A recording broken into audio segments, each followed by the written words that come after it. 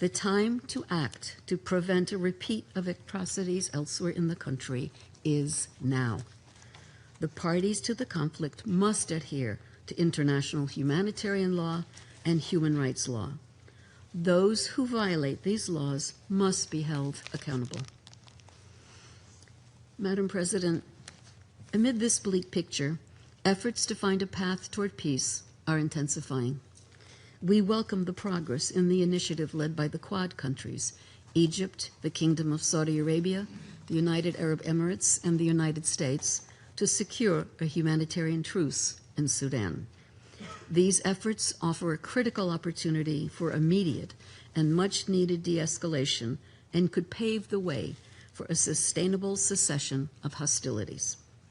We call on both parties to the conflict to engage with this initiative in good faith and without preconditions. We welcome ongoing discussions on potential United Nations support to the implementation of a humanitarian truce. Madam President, alongside work to silence the guns, progress on charting a political vision for the future of Sudan is of utmost urgency. We must anchor any ceasefire in a credible political process that can pave the way for an inclusive transition. And we are firmly committed to ensuring that voices reflecting Sudan's diversity are heard. The partnership among the Quintet members, combining the capacities of the African Union, European Union, Intergovernmental Authority on Development, the League of Arab States, and the United Nations, is central to this work. We will continue working to ensure that mediation initiatives are well coordinated and based on our respective comparative advantages and a clear delineation of labor. Madam President, it is critical for all Sudan's partners to be united behind peace efforts. This entails ensuring the flow of weapons to the warring parties is cut off. The war has gone on this long and been this deadly in large part because of the support the parties have received from abroad. Unified messaging and strong action by the Security Council is more important than ever. Pressure must be brought on the parties and those who back them to end the war now.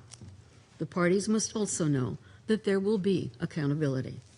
For our part, we will continue to do everything within our means to help bring this devastating conflict to an end. Thank you, Madam President. I thank Ms. DiCarlo for her briefing. I now give the floor to Ms. Edem Wasorno. Thank you, Madam President. Nearly 3 years have passed since this war began, more than 1,000 days in which violence has spread relentlessly, humanitarian needs have deepened, and countless civilian lives have been shattered.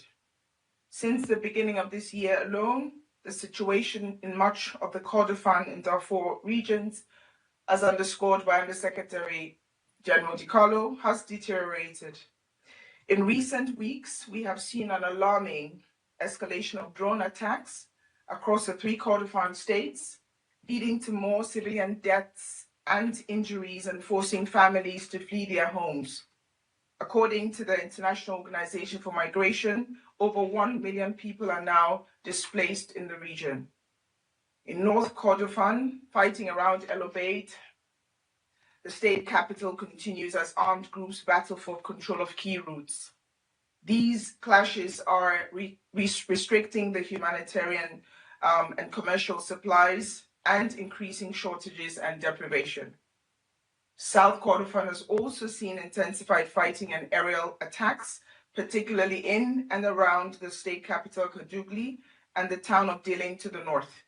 Analysis of the Integrated Food Security Phase Classification, IPC, indicates that famine conditions may be prevalent in both locations. Recent announcements were made that sieges in these locations had been broken. Convoys are now able to move from El Obeid to Kadugli and Dilling, but humanitarian access along these routes remains unpredictable. Blue Nile has also witnessed an escalation of conflict, including another airstrike in Yabus and reports of displacement following recent violence. Madam President, in Darfur, communities still endure overwhelming hardship.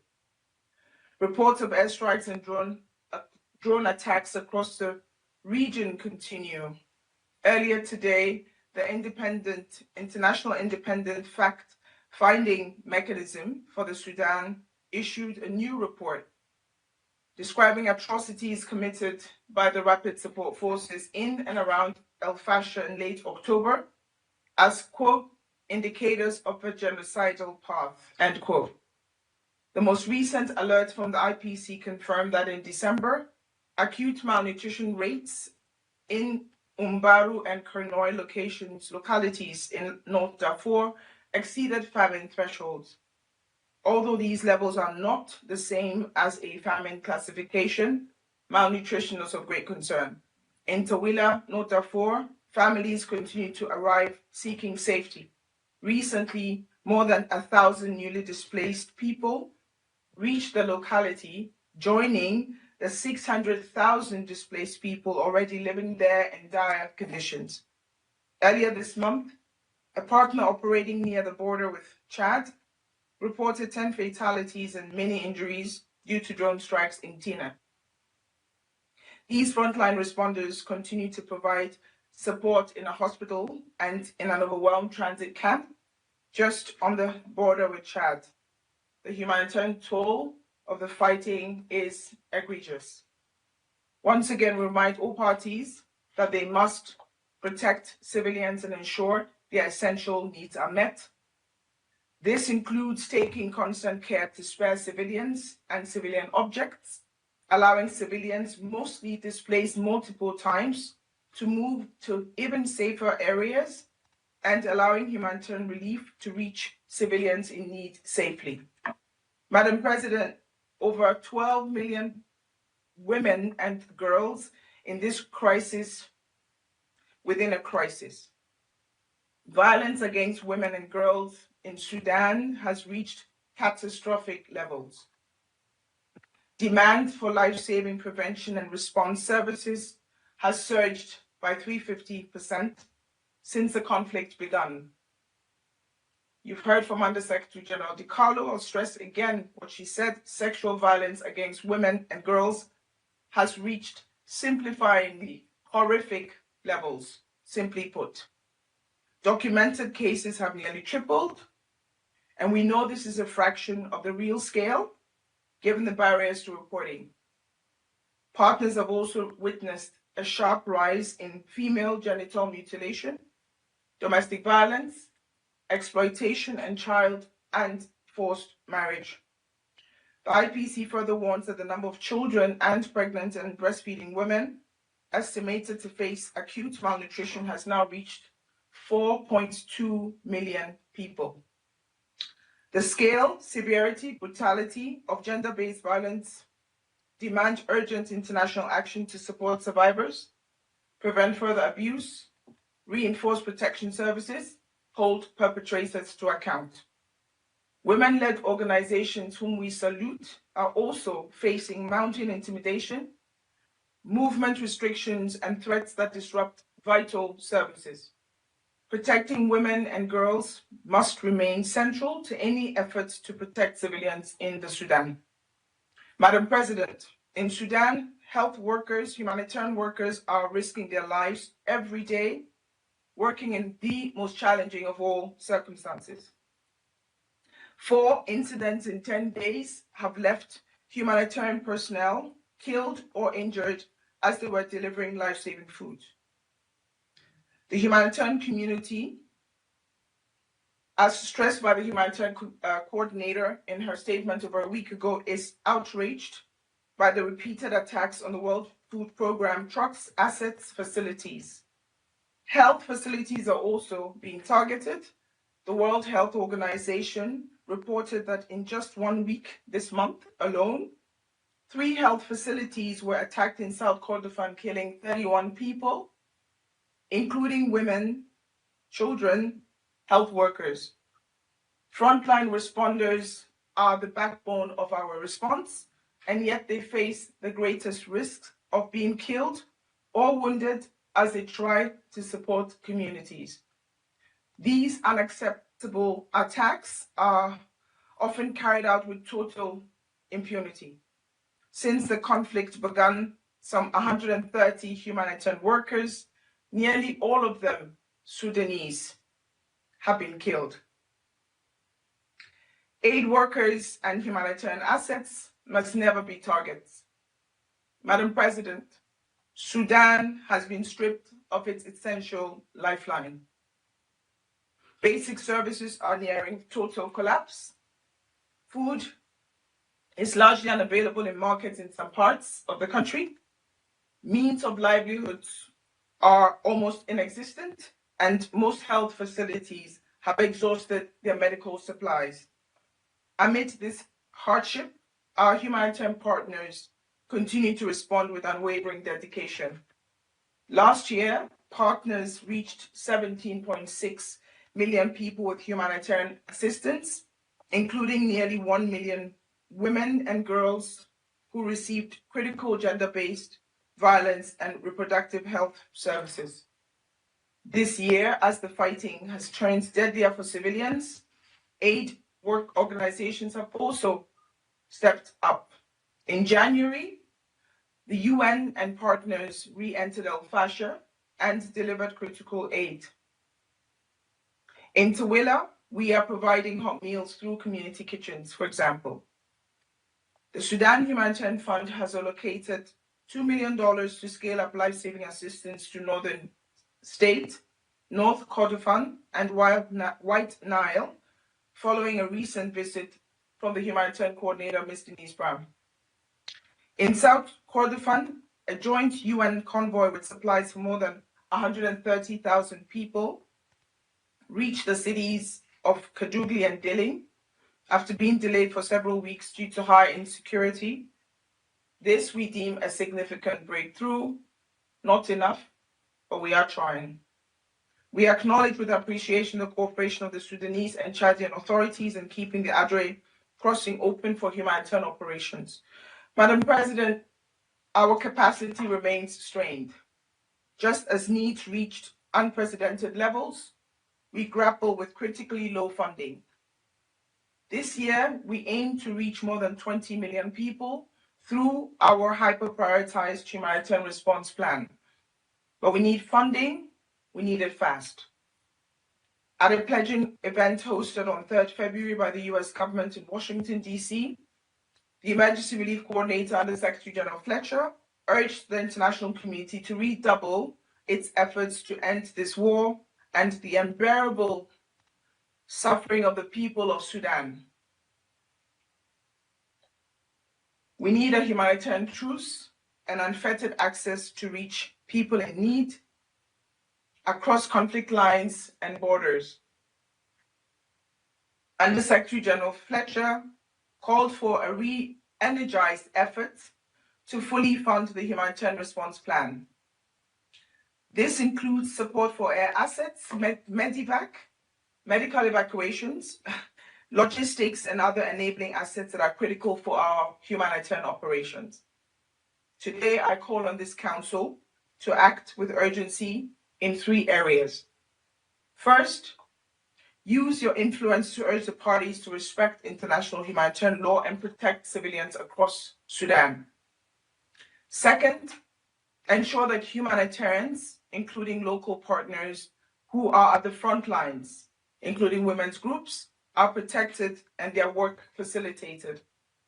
Third, we ask the members of the Council and all other member states with influence to work together in pursuit of an immediate stop to the fighting, to stem the flow of weapons into Sudan, and to press for lasting, inclusive peace that the people of Sudan so desperately need. We welcome the ongoing efforts led by US Senior Advisor for Arab and African Affairs, Mr. Boulos, together with the Court, to secure a truce as a crucial step in this direction. Thank you, Madam President. I thank Ms. Masorno for her briefing. I now give the floor to Ms. Hala Al-Karib. President, Excellencies, thank you for the opportunity to brief you today. I'm Hala Al-Karib, a Sudanese woman human rights defender and Regional Director of the Strategic Initiative for Women in the Horn of Africa, a grassroots feminist network. Like millions of Sudanese people, I have lost family members and my home as a result of the war. I have had the honor of speaking to the Security Council twice before. First, in September 2021, when I warned of the fragility of Sudan's democratic transitions, and again in October 2023, just 6 months after the war erupted, when I described its devastating impact on Sudanese women and girls and the growing risk of genocide. To be here a third time, only to report that the situation is even worse, is an indictment not just of the warring parties, but of the Council's inability to stop the bloodshed. Over 1,000 days since the start of the war, despite repeated warnings, this Council has failed to act. Every red line, siege, forced displacement, man-made famine, genocide, mass rape has been crossed. As we approach a point of no return in Sudan, I'm here with two messages. One, every day this war continues, it destroys the lives and brutalizes the bodies of Sudanese women and girls. And two, the war's atrocities that have already taken place during this war risks happening again, with civilians paying the price. For instance, the RSF atrocities in El Geneina or in El Fashir, where the scale of killing was so shocking that pools of blood were seen from the space. And now, Greater Kordofan and Blue Nile, where drone attacks by all parties are killing civilians and destroying hospitals, schools, and markets. The escalation of the conflicts is already destabilizing the entire region. Unless you act now, you will have more blood on your hands. Let me start with the first. Women, regardless of who they are, face systemic violence by all actors. They are targeted for their ethnicity, the color of their skin, being poor, their ability, their political affiliations, among other factors. Sexual and gender-based violence against Sudanese women and girls is a central feature of this conflict. Such violence, including rape, torture, enslavement, trafficking, detention, abductions, and killing, continues since the beginning of the war. We at SIHA, we have documented over 1,294 cases of conflict-related sexual violence against women and girls, perpetrated primarily by the RSF and their allies. In Darfur, the RSF and their allies have deliberately targeted women and girls from the four Masalit, Berti, Zagawa, and Tanjur communities on the basis of their ethnicity. As the UN Fact-Finding Mission confirmed in a report today that this is part of a strategy of genocide aimed at eradicating Native African communities, one that we as civil society have seen in Darfur for decades and have warned you about it for years.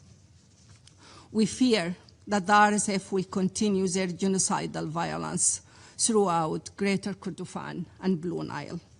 Sexual violence, arbitrary detentions, and enforced disappearance of women in areas under RSF control remain severely under-documented due to the RSF deliberate restrictions of access, targeted communications blackout, and retaliation against those who speak out. Still, we know that thousands of women and children have been detained in villages of Garne, Turra, and Tabit in North Darfur, and that the RSF has turned hospitals, schools, and other sites into detention centers. Forced and child marriage to RSF soldiers is also frequently linked to abductions and enforced disappearances. The suffering of Sudanese women does not end by escaping to safer areas. After the RSF is driven out of a specific region, they must still contend with entrenched legal discrimination. Between August 2024 throughout December 2025, we received reports of more than 840 women being detained by local police, military intelligence in areas controlled by Sudan Armed Forces, including Wad Medani, Khartoum, Gadarif, Port Sudan, Dalanj, Kadugli, and Al-Lubayt. Many of these women are accused of being RSF collaborators, often based solely on their ethnicity or the fact they were unable to escape when the RSF took control. Women detained by Sudan Armed Forces are frequently subjected to degrading treatment, including ethnic slurs and physical assault during interrogation, and lack the means for legal representation to contest their detention. The collapse of the healthcare systems means that survivors of sexual and gender-based violence lack adequate medical care and psychosocial support. Without access to necessary sexual and reproductive health care, including post-rape care, women are dying of hepatitis, HIV and AIDS, syphilis, and other STIs. Without access to emergency contraceptions and safe abortion, survivors are forced to carry unwanted pregnancies to term. Even women volunteers and frontline workers who are instrumental in assisting survivors are being targeted, killed, detained, or forcibly disappeared. This horrific sexual violence has not only destroyed lives, it has ripped apart our communities. This brings me to my second point. None of this will stop without immediate action from you, the international community. Excellencies, unchecked external interferences in this conflict allow these atrocities to continue. The panel of experts and international NGOs have documented the flow of weapons and military equipment into Darfur, including by the United Arab Emirates, in violation of this Council's arms embargo. You can stop the violence by pressuring the RSF powerful backers with economic, political, and criminal consequences. This Security Council must act immediately to stop the violence in Sudan by taking the following actions. Demand an immediate cessation of hostility and targeting of civilian and civilian infrastructure, including the use of starvations and sexual violence as weapons of war. Demand the release of all civilians held by warring parties, particularly women held by the RSF in conditions amounting to sexual slavery. Deploy a mission with a clear mandate to protect civilians across Sudan, especially Darfur, in collaboration with the African Union. Call on all member states to immediately cease armed transfers that risk being used to commit war crimes, crimes against humanity, or genocide, including sexual gender-based violence. Expand the arms embargo to the whole Sudan and hold violators accountable, including through targeted sanction, and stop Sudan from being a playground for regional actors. Demand safe, immediate, and sustained humanitarian access. Condemn all assaults on aid delivery, including the recent attack on the World Food Programme convoy in North Kordofan.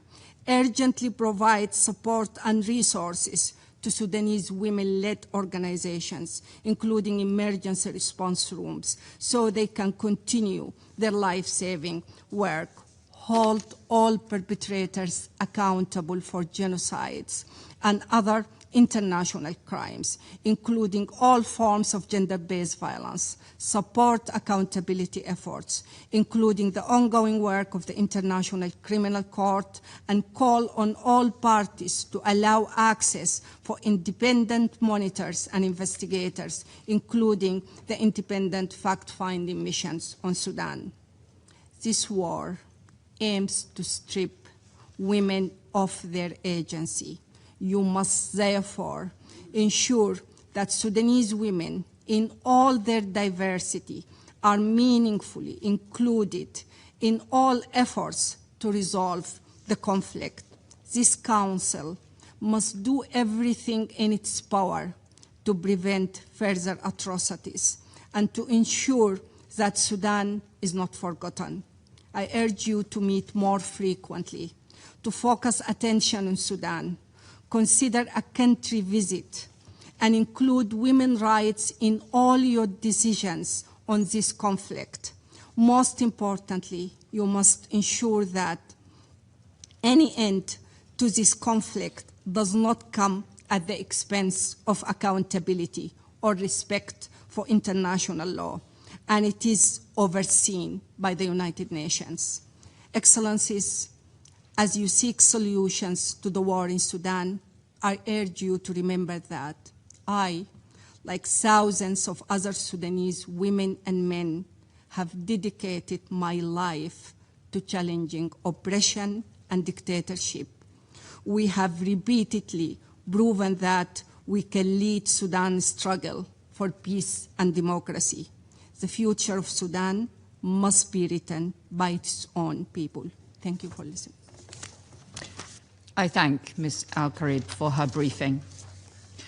I shall now make a statement in my capacity as Secretary of State for Foreign, Commonwealth and Development Affairs for the United Kingdom. Colleagues, 2 weeks ago I stood in Adre on the Chad-Sudan border, a camp of over 140,000 people who have fled Sudan's conflict, and 85% of them are women and children.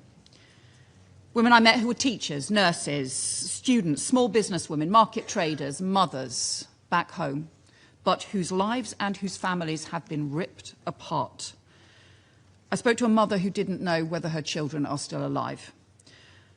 A Sudanese young woman who told me that most women she knew had experienced what she described as bad violence that no one wanted to talk about because of the shame. A Sudanese community worker who told me that she thought more than half the women in the camp had been subjected to sexual violence.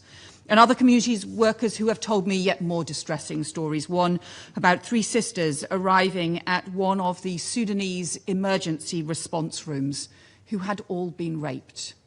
The oldest sister was 13, the youngest was 8. There is a war being waged on the bodies of women and girls. And I told the women that I spoke to in Adre that I would bring their voices and their stories to the United Nations and to the world. And that is what we are doing today, because the world must hear the voices of the women of Sudan and not the military men who are perpetuating this conflict. Voices that ensure that this Council confronts the bitter truth, because the world has been catastrophically failing the people of Sudan. This is the worst humanitarian crisis of the 21st century, a war that has left 33 million people in need of humanitarian assistance, 14 million people forced to flee their homes, famine stalking millions of malnourished children, and a conflict that is embedded in vested interests and regional rivalries, with implications that go far beyond Sudan's borders. Yet too often the world has looked away.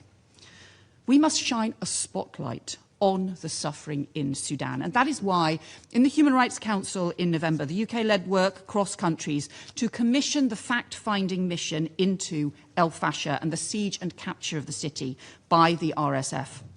And that report is now published today, and I'm bringing its evidence and conclusions before this Security Council. There's page after page of the most distressing accounts imaginable. It is horrific. Quotes which say, survivors consistently spoke of widespread killings, including indiscriminate shootings, point-blank executions of civilians in homes, streets, open areas, or while attempting to flee the city.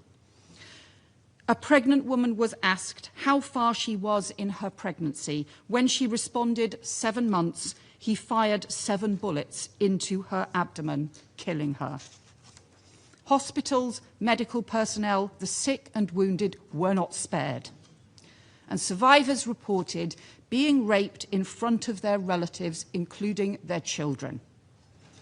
Ethnic targeting calls for, as it says, extermination.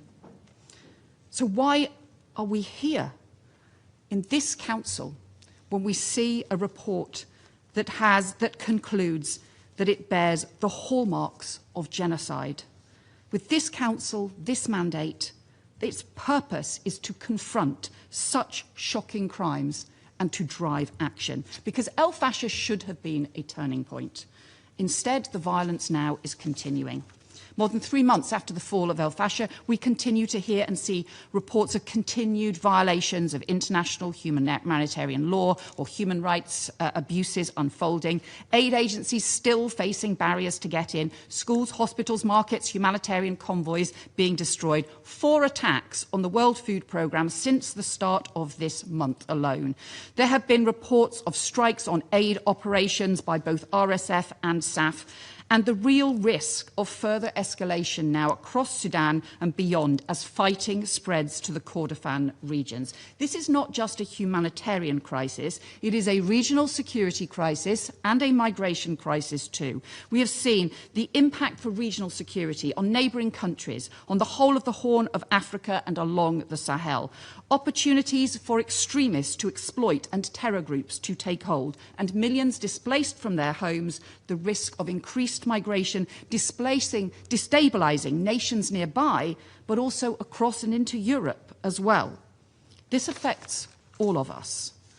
And that is why we need action, and we need the United Nations to be a force for countries to come together from across the world to demand peace. First, it means demanding unimpeded humanitarian access and far greater humanitarian support, protection for civilians and for aid workers. Both warring parties must lift the restrictions on aid. The UN 2026 appeal is just 13% funded, leaving frontline agencies without the funding that they need to save lives. The UK is the 3rd largest Sudan donor, providing $200 million this year, plus $54 million for Sudanese refugees. And in Chad, I announced a further $27 million to support survivors of sexual violence. But aid alone won't stop this. We need an immediate humanitarian truce and a pathway to a permanent ceasefire. So I commend the work of the US and President Trump's special advisor, who has convened the Quad of Nations with Egypt, United Arab Emirates and Saudi Arabia to discuss plans for peace, and the commitment from the Quintet, from the African Union and the European Union and others to support plans for peace. But we will need pressure from every UN member state. And I urge all of those with influence on both the RSF and the SAF not to fuel further conflict, but instead to exert maximum pressure on them to halt the bloodshed, to pull back and to pursue a plan for peace. A plan which includes rebuilding Sudanese civil society, supporting civil society groups and a civilian transition, because it should be the people of Sudan who determine Sudan's future. And that means we also need an end to the arms flows. There is no military solution to this conflict. But the reason that the military men still convince themselves there is a military solution is because they can still obtain ever more lethal weapons. External support from at least a dozen states, funding, manufacturing, transit, training, that is perpetuating the conflict and the misery. The Fact-Finding Mission has said that it will report back further on investigations into breaches of the UN arms embargo into Darfur. But arms restrictions need to be enforced and extended.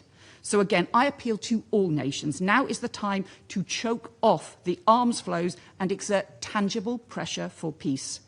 And we need accountability.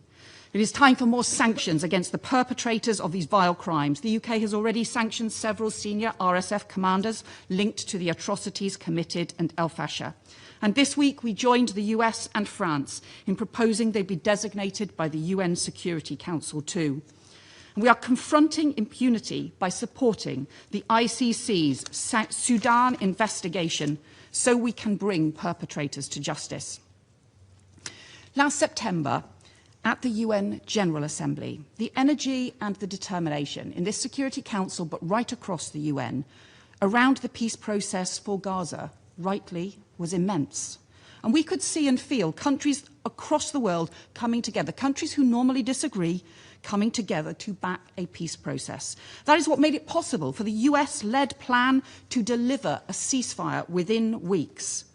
We need that same energy and determination that we have rightly brought to the peace process in Gaza now to bring peace for Sudan, so we can secure an immediate ceasefire, humanitarian truce, and so that those responsible for atrocities are held to account. Let this be the time that the world comes together to end the cycle of bloodshed and to pursue a path to peace. I resume my function as President of the Council. I now give the floor to the representative of Somalia. Thank you, Madam President. I have the honor to deliver this statement on behalf of A3, namely the Democratic Republic of the Congo, Liberia, and my own country, Somalia.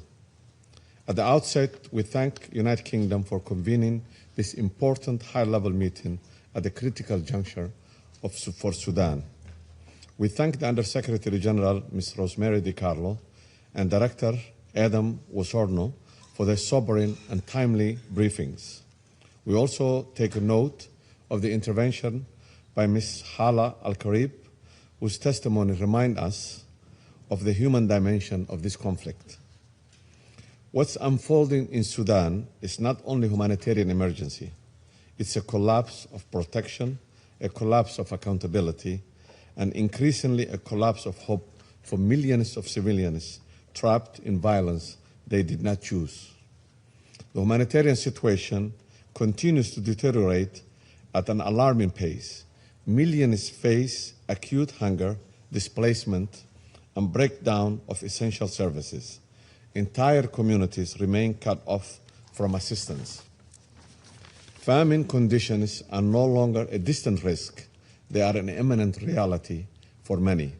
In this regard, we welcome the high-level humanitarian conference for Sudan held in Washington in February of 2026, which mobilized a critical pledge to support life-saving operations.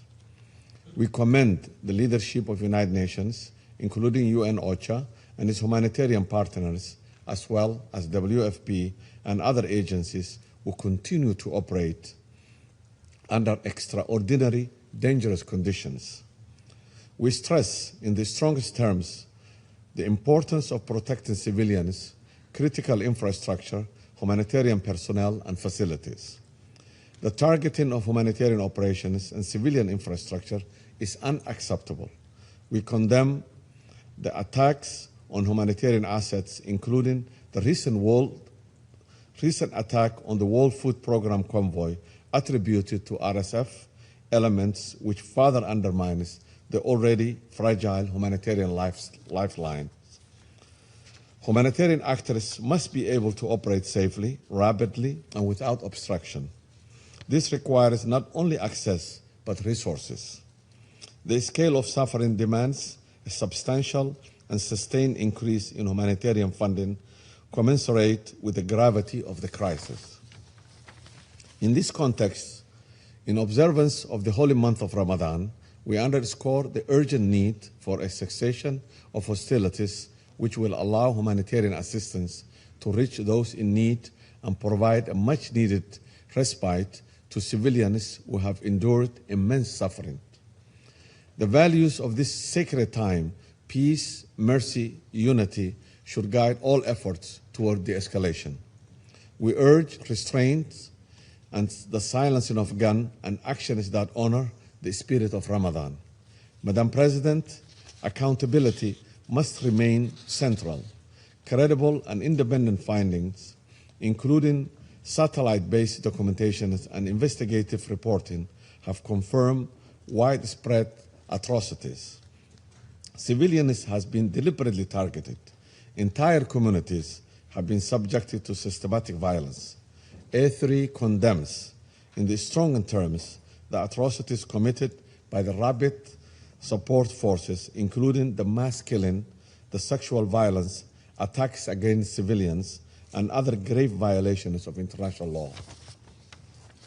When truth can be documented from orbit, when destruction is visible from the sky, then impunity on the ground becomes indefensible. This Council cannot remain passive in this face of such evidence. We encourage ongoing efforts within the Council to activate its tools, including the sanction regimes established under Resolution 1591 to promote accountability and deter further violations. Madam President, there is no military solution to this conflict. Only dialogue, political engagement, and Sudanese-led process can lead to a sustainable peace. In this regard, A3 welcomes the presentation of the Sudanese National Initiative for Peace by the Prime Minister of the Transitional Government of Sudan before this Council on December 22, 2025, as an important step towards Sudanese own pathway out of this crisis. We also welcome the reopening of the Khartoum airport and the return of the government to the capital, which represents important development toward restoring state institutions and normalcy. We commend the continued diplomatic engagement of regional and international partners, including the efforts of the United States, the Arab Republic of Egypt, and the Kingdom of Saudi Arabia in facilitating a dialogue. We further underscore the central role of the African Union in coordination with the United Nations, including the efforts of the Secretary General's personal envoy. Ensuring the complementarity, coherence, and streamlining of mediation tracks remains essential to advancing a unified and effective political process. Madam President, external interference continues to fuel and prolong the conflict. The instruments of destruction we see in Sudan, the drones, the weapons, and ammunition, are not produced within Sudan. They are supplied and sustained by external actors whose actions have contributed directly to the continuation of the violence. This Council must do its part to halt these flows, deter further external interference, and ensure accountability for those who enable the continuation of this conflict. Madam President, the suffering of Sudanese people is no longer hidden. It's visible, it's documented. It's undeniable. The Sudanese people deserve protection. They deserve accountability. They deserve peace. A3 remains committed to supporting all efforts towards these objectives. I thank you, Madam President. I thank the representative of Somalia for the statement. I now give the floor to the representative of Colombia. Señora Presidenta. Madam President, I begin my address by thanking the United Kingdom for convening this meeting. I also thank Secretary DiCarlo, USG DiCarlo, and Director Wasono for the invaluable information that they have furnished us with on the situation in Sudan. I also wish to thank Director Al-Karib for her testimony, and I welcome the delegation of Sudan, whose representative is with us today. Colombia notes with grave concern the sustained worsening of the political and humanitarian situation in Sudan. Today has manifested itself as an increasingly severe food crisis that we had the opportunity to discuss only a few days ago. Only decisive, resolute action will be able to counter the increasing loss of life and fight the continued and ever speedier worsening of life for the civilian population. Today we meet once again to continue to hear how the situation is worsening in regions such as El Fasher, Kordofan and Darfur. The picture is horrifically bleak. Food security is worsening. In addition, we're seeing internal displacement which continues on a massive scale. The combination of hunger, scant medical care and damage to infrastructure creates a situation in which the life of millions of people depends on an immediate, sustained and unfettered humanitarian response.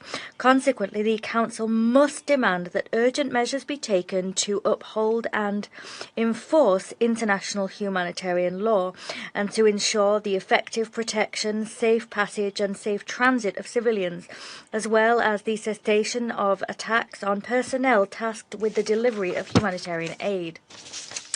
Colombia is particularly concerned by the situation of women, girls, boys and adolescents. Moreover, we are gravely concerned by the alarming reports issued by humanitarian organizations. These state that more than 12 million people have been displaced, more than half of them women and girls. These reports also state that gender-based violence has intensified to an alarming extent.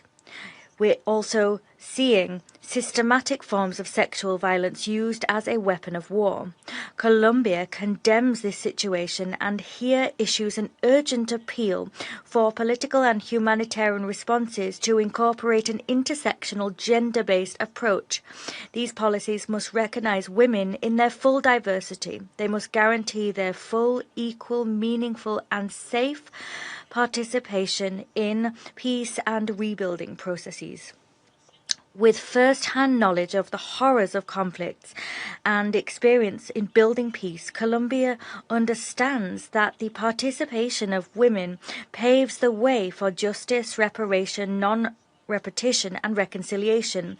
We in no way claim to be a perfect model for the rest of the world to follow, but we do underscore the value of an inclusive peace, one which is built through dialogue. As such, we urge all members of the Council and actors in the conflict to step up their efforts to chart a course in this direction. It is not sufficient to describe suffering. We must act to halt the very same. History has taught us that peace is possible when there is national will alongside coherent and decisive international support. Only a genuine, inclusive and sustained political process can lay real foundations for de-escalation, the cessation of hostilities and a lasting peace. In this spirit, we urgently appeal to parties to carve out space immediately for dialogue and understanding.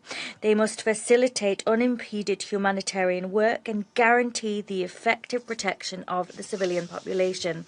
The longer we put off the search for a negotiated solution, the higher the human toll will be, and we will continue to witness in this room and outside its walls, the deepening of the suffering of the Sudanese people and that of highly vulnerable communities. I thank you.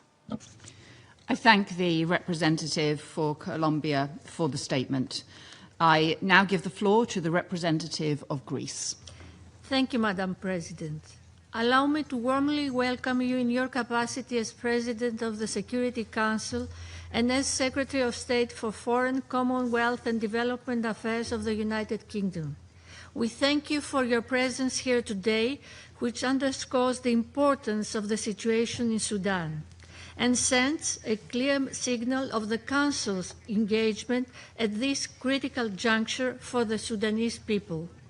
I also thank Undersecretary General Rosemary DiCarlo and Ms. Edem Guasorno of OCHA for their comprehensive briefings, as well as the civil society representative Hal Al-Karib for her most powerful testimony. I also wish to express our full support for the United Kingdom's efforts to advance a Security Council press statement for Sudan. We believe that the Council should speak with one voice at the critical moment. Madam President, Allow me to underline three key aspects. First, Greece strongly condemns the recent drone attack on World Food Programme contracted trucks in North Kordofan, which were delivering life-saving assistance to displaced families near Al Bayt, resulting in loss of life, injuries, and the destruction of essential supplies. We are equally alarmed by the earlier strike near a WFP facility in Blue Nile State.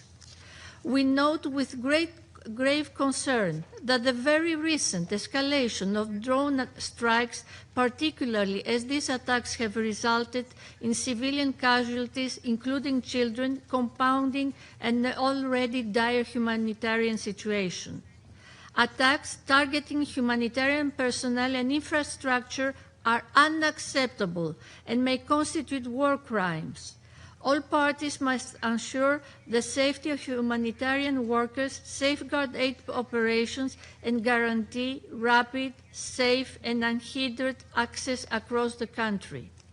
We equally condemn in the strongest possible terms attacks against civilians, including through drone strikes, resulting in the killing and displacement of civilians and the destruction of civilian infrastructure. Perpetrators of atrocities against civilians in El Fasher must be held accountable. Second, the food security situation has reached catastrophic proportions. The expansion of famine-level conditions in additional localities with acute malnutrition rates approaching 53% in Umbaru and 34% in Kernoi signals the dramatic proportions of the crisis. Famine has already been confirmed in Zamzam, El Fasher, and Kadugli. In 2026, nearly 4.2 million children under 5 and pregnant or breastfeeding women are projected to suffer from acute malnutrition, including up to 800,000 children facing severe acute malnutrition, the deadliest form of hunger. With much of the health system collapsed due to conflict and insecurity, life-saving treatment remains out of reach for vast segments of the population. The international community must urgently increase humanitarian funding and strengthen diplomatic efforts to protect civilians and facilitate access. Without swift and coordinated action, the human toll, especially among children, will continue to rise. We acknowledge Quad's commitment and we welcome the presence of the U.S. Senior Advisor for Africa, Mr. Boulos, in this meeting. And we take note of the Quintet joint statement of the 11th of February and we support its call for an immediate halt to further military escalation. We express our strong support for the efforts of the Quintet to facilitate dialogue, advance a nationwide humanitarian truce, and promote a credible pathway toward a sustainable and inclusive political solution in Sudan. The intensification of hostilities, including the use of increasingly destructive methods of warfare, continues to exact a heavy toll on civilians, particularly in Kordofan and Blue Nile, as we have heard today. With Ramadan having started, we encourage renewed and coordinated efforts to secure a humanitarian truce in line with international law and relevant Security Council resolutions, including Resolution 2736, as an immediate step towards a broader de-escalation. Madam President, humanitarian relief, while essential, cannot substitute for a political solution. There is no military path to lasting peace. Greece remains firmly committed to Sudan's sovereignty, unity, and territorial integrity, and rejects the establishment of parallel governance structures in areas controlled by the RSF. A Sudanese-owned, comprehensive, and inclusive political process remains the only viable path towards stability and recovery. I thank you. I thank the representative of Greece for this statement. I now give the floor to the representative of China. Thank you, Madam President. I welcome Secretary of State Cooper as you preside over this meeting, and thank USG DiCarlo, Director Wassano, and Madam El-Karib for their briefings. It has been nearly 3 years since the conflict erupted in Sudan, inflicting immense suffering on the country and its people. The international community must not allow the conflict to continue spreading, nor can it accept further civilian casualties. China calls on the international community to uphold the following 5-point consensus in a collective effort to seek a lasting and effective solution to the Sudan conflict. First, uphold the consensus on achieving a ceasefire as soon as possible. The international community should urge all parties to the conflict to prioritize Sudan's overall national interests and the long-term well-being of its people, heed the strong calls from the region and the broader international community, and realize a cessation of hostilities without delay. The tragedy in El Fasher remains a stark reminder that such events must never be allowed to recur. External forces should stop providing military support, refrain from fueling the conflict, and must not seek to profit from the turmoil. Second, uphold the consensus on alleviating the humanitarian crisis. China strongly condemns attacks against civilians, civilian facilities, and United Nations personnel. All parties to the conflict must strictly abide by their obligations under international humanitarian law and provide special protection to vulnerable groups, including women and children. The Sudanese government's continued opening of Ardery crossing point and its adoption of several measures to improve humanitarian access should be assessed by the international community in an objective and impartial manner. Humanitarian issues must not be used as a tool for political pressure. The international community should scale up assistance, responsibly honor their funding pledges, and help Sudan as well as neighboring countries hosting large numbers of refugees strengthen their humanitarian response capabilities. Third, uphold the consensus on strengthening mediation efforts. The UN should play a leading role in mediation, while regional organizations such as the African Union, the League of Arab States, and IGAD should enhance coordination and build synergy to help the parties to the conflict return to dialogue and negotiations as soon as possible. Countries with direct influence over the parties should make greater efforts to bridge divides and foster mutual trust, and must refrain from turning Sudan into an arena for geopolitical rivalry. All mediation processes must respect Sudan's concerns and ensure the meaningful participation of the country concerned. Fourth, uphold the consensus of a Sudanese ownership. The history of Sudan's political transition has shown that improper external interference and imposition of externally crafted solutions are ill-suited to local conditions and may even exacerbate tensions. Ultimately, the key to resolving the Sudan issue lies in the hands of the Sudanese people themselves. Prime Minister Idris' Sudan Peace Initiative can serve as a foundation for launching an inclusive dialogue. All parties should effectively uphold Sudan's sovereignty, unity, and territorial integrity, support a Sudanese-led political transition, and oppose the establishment of a parallel governance structure or any other actions that could lead to the fragmentation of the country. Fifth, uphold the consensus on integrating development and security. President Xi Jinping has emphasized that security is the prerequisite for development, and development provides a guarantee for security. Sustainable development is the fundamental and long-term solution to addressing the root causes of conflict. China supports the Sudanese government in seizing the opportunity presented by the relocation of the capital back to Khartoum to repair infrastructure and public services, facilitate the reception and resettlement of returnees, strengthen public security administration, advance the rule of law, thereby continuously improving people's livelihoods and well-being. The world should increase targeted investment in agriculture, industry, health, education, and infrastructure, among others, to help Sudan steadily resume national reconstruction and development. President, as Muslims around the world, including in Sudan, observe Ramadan, a month that in Islamic culture symbolizes peace, tranquility, and tolerance, we renew our call for all parties to the conflict to immediately cease hostilities and allow the Sudanese people a peaceful and serene Ramadan. China stands ready to work with the world to continue playing a constructive role in helping Sudan achieve lasting stability, development, and prosperity. I thank you, President. I thank the representative of China for the statement. I now give the floor to the representative of France. Madam President, first and foremost, I wish to welcome your presiding over our work today once again.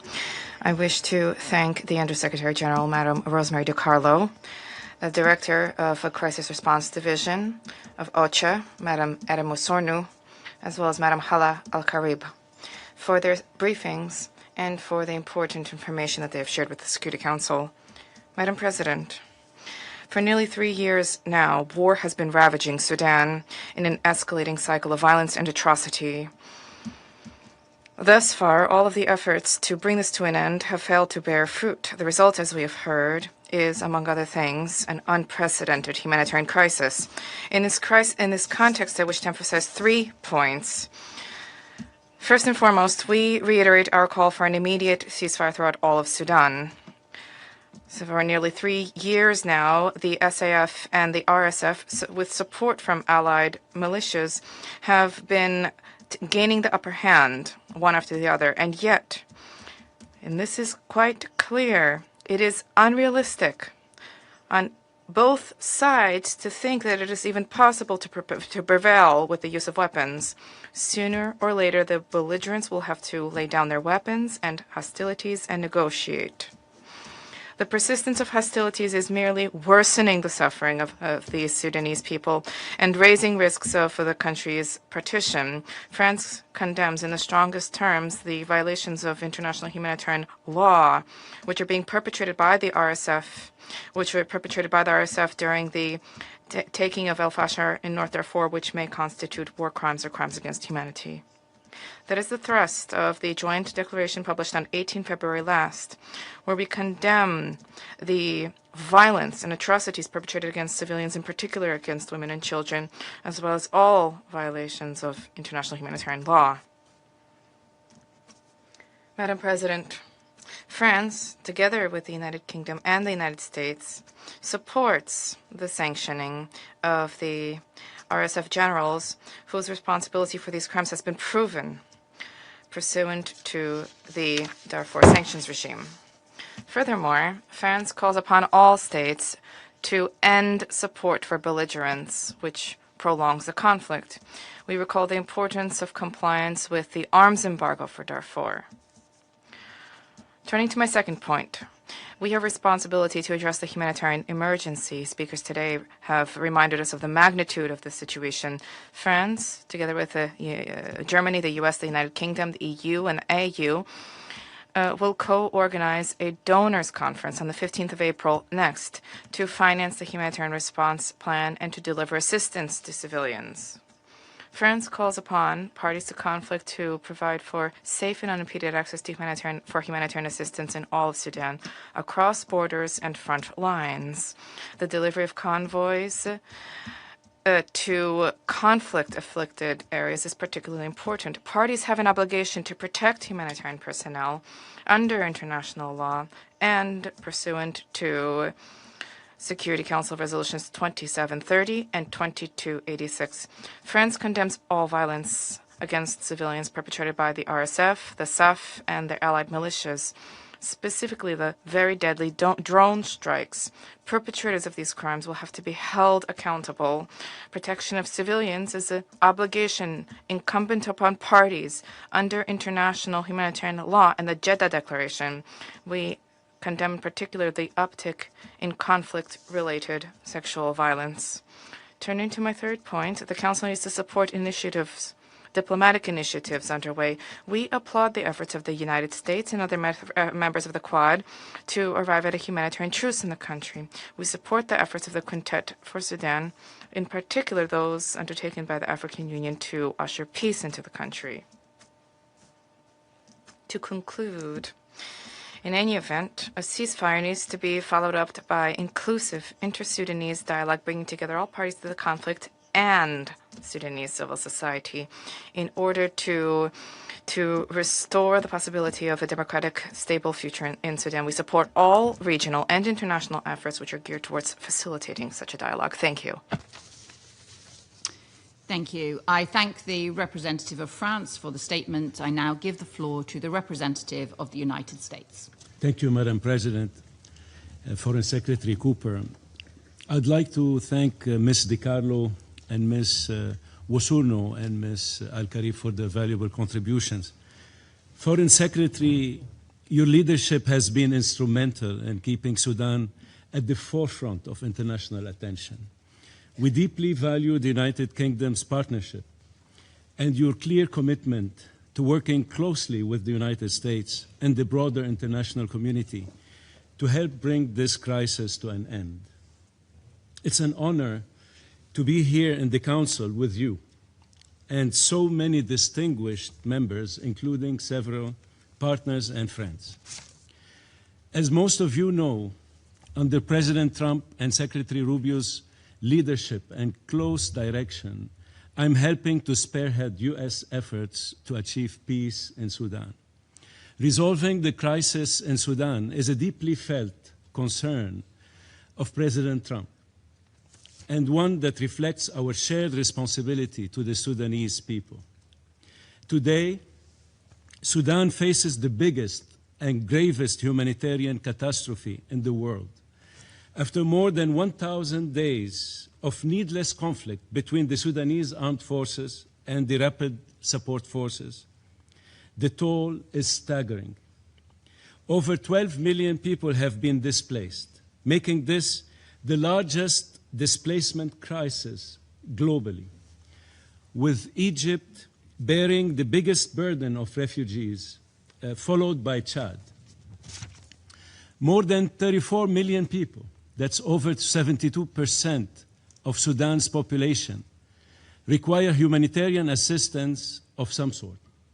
Over 21 million Sudanese are acutely food insecure, with famine conditions confirmed in parts of Darfur, South Kordofan, and the risk of further spread. Hospitals have been destroyed or looted. Water systems have collapsed, and the entire communities have been cut off from aid. The actions of Sudan's warring parties have made much of Sudan nearly uninhabitable for its own people. Every day of continued fighting costs more innocent lives. The Sudanese people wake up daily to violence, hunger, and uncertainty. Entire cities have been reduced to rubble. Credible reports of mass killings, sexual violence, forced recruitment, and the obstruction of humanitarian aid are all too common across Sudan. Madam President, we must be clear-eyed and balanced in our assessment. There are no good actors in this conflict. Both the RSF and the SAF have committed serious human rights violations and abuses. Both bear responsibility for prolonging this war, deepening the suffering of their own people, and threatening to drag the broader region into conflict as well. In El Fasher and across Darfur, we have seen credible reports of atrocities committed by the RSF, including ethnically targeted violence and siege tactics that exacerbate famine conditions. At the same time, there have been documented airstrikes and shelling by the SAF in densely populated areas, as well as arbitrary detentions and restrictions on humanitarian access. Accountability must apply to all perpetrators, regardless of affiliation. We must also acknowledge the destabilizing role of entrenched Islamist networks that have sought to exploit this conflict. Elements associated with the former regime and Islamist political movements, including figures tied to the Muslim Brotherhood, have worked behind the scenes to regain influence within state institutions and armed structures. These networks have fueled polarization, obstructed reform, and in some cases facilitated external support and arms flows that prolonged the fighting. Let me be clear. Efforts by Islamist networks or any extremist political movement to manipulate this conflict, derail a civilian transition, or reassert authoritarian control will not be tolerated by the United States. We will use the tools at our disposal, including sanctions and other measures, to hold accountable those who enable violence, undermine democratic governance, or threaten regional stability. Madam President, this morning, the United States announced sanctions on the RSF commanders for human rights violations, including ethnic killings, torture, starvation tactics, and sexual violence. These individuals are now subject to asset freezes, arms embargoes, and travel bans. We have also imposed visa restrictions on another commander implicated in gross violations of human rights. These actions follow previous measures targeting actors linked to abuses on all sides, including Islamist networks that have fueled instability. Our message is consistent. Those responsible for atrocities, whether aligned with the RSF, the SAF, or any other armed factions, will face consequences. At the same time, accountability alone, as you said, Madam President, will not end this war. There's also no military solution to this conflict. Continued fighting will only fracture Sudan further and risk permanent state collapse, a grave threat to international peace and security. That is why we are working closely with partners in this room, including the United Kingdom, Egypt, Saudi Arabia, and the United Arab Emirates, and several others, to press for an immediate humanitarian truce and without preconditions. Such a truce must guarantee sustained, unhindered humanitarian access across conflict lines and borders. It is for this reason that we worked closely with the Secretary General's Office, DPPA, OCHA, and other UN offices to establish a mechanism, a UN mechanism, to support implementation, coordination, and supervision of the truce and humanitarian access commitments, so that agreements made on paper and obligations under international humanitarian law translate into assistance delivered on the ground. Madam President, just 2 weeks ago, together with allies and partners, we helped mobilize $1.5 billion in new pledges to the Sudan Humanitarian Fund, including a substantial portion from the United States, bringing the total U.S. contribution to $2.5 billion since the beginning of this crisis. But funding alone is not enough. If convoys are blocked, visas denied, and aid workers targeted, the fighting must stop so assistance can reach the tens of millions in need. Beyond an immediate humanitarian truce, we must recommit to a credible political process that can achieve a comprehensive political settlement and civilian transition. Sudan's future cannot be decided by generals. It must be shaped by civilians, by the doctors, teachers, youth leaders, women's groups, and community representatives who led the peaceful revolution and who continue to demand democratic governance. A sustainable resolution requires a transition to a civilian-led government that is inclusive, representative, and accountable, while preserving and reforming core state institutions so that the country does not descend into institutional collapse. It requires 5 things: restoring a strong constitutional framework, safeguarding national institutions from partisan capture, dismantling parallel patronage and militia structures, preventing extremist domination of the state. It also requires preparing for free and fair elections under international observation and ensuring that political competition takes place peacefully and transparently. Madam President, the international community must align behind 5 complementary pillars of engagement. First, achieving an immediate humanitarian truce, facilitating the full, safe, and unhindered flow of aid, while also establishing conditions that can lead to a permanent ceasefire. Second, there must also be coordinated efforts to ensure sustained humanitarian access, assistance, delivery, and civilian protection across Sudan, as the humanitarian crisis will persist well beyond the conflict.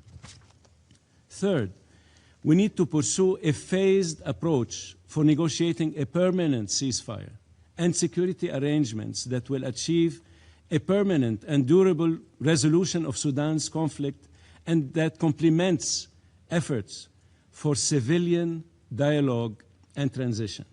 Fourth, a structured political process that leads to a civilian-led transitional government that preserves state institutions and ultimately to democratic elections free from military or extremist domination.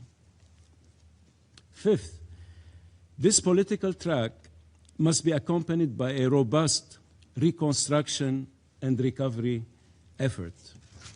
The international community stands ready to contribute to rebuilding Sudan's infrastructure, restoring essential services, once revitalizing the economy and supporting institutional reform, once there's a credible civilian framework and a durable cessation of hostilities. Underpinning all of these pillars of engagement is also the need for justice and accountability for atrocities and violations committed by all parties, another area that is critical for sustainable peace and that will require significant international attention and support. The Sudanese people have demonstrated extraordinary resilience and courage. They deserve peace, they deserve dignity, and they deserve a government that answers to them, not to armed factions. The United States remains committed to working with all of you to end this tragic conflict and to support a peaceful civilian future for Sudan. Thank you, Madam President. I thank the representative of the United States for the statement. I now give the floor to the representative of the Russian Federation. Madam President, we are grateful to Undersecretary General Madam Rosemary DiCarlo and OCHA Director for Crisis Response, Madam Edem Wosornu, for their briefings. We listened attentively to the statement delivered by civil society representative Madam Hala Al-Karib. Her statement served as a reminder for us about the tragedies that have been unfolding in El-Guinin, El Fasher, and in other cities, one after the other. And these tragedies have stark ethnic indications. We are indeed liable to face the establishment and outbreak of conflict within the current conflict. We welcome the participation in today's meeting of the permanent representatives of Sudan, Egypt, the United Arab Emirates, Saudi Arabia, and Turkey.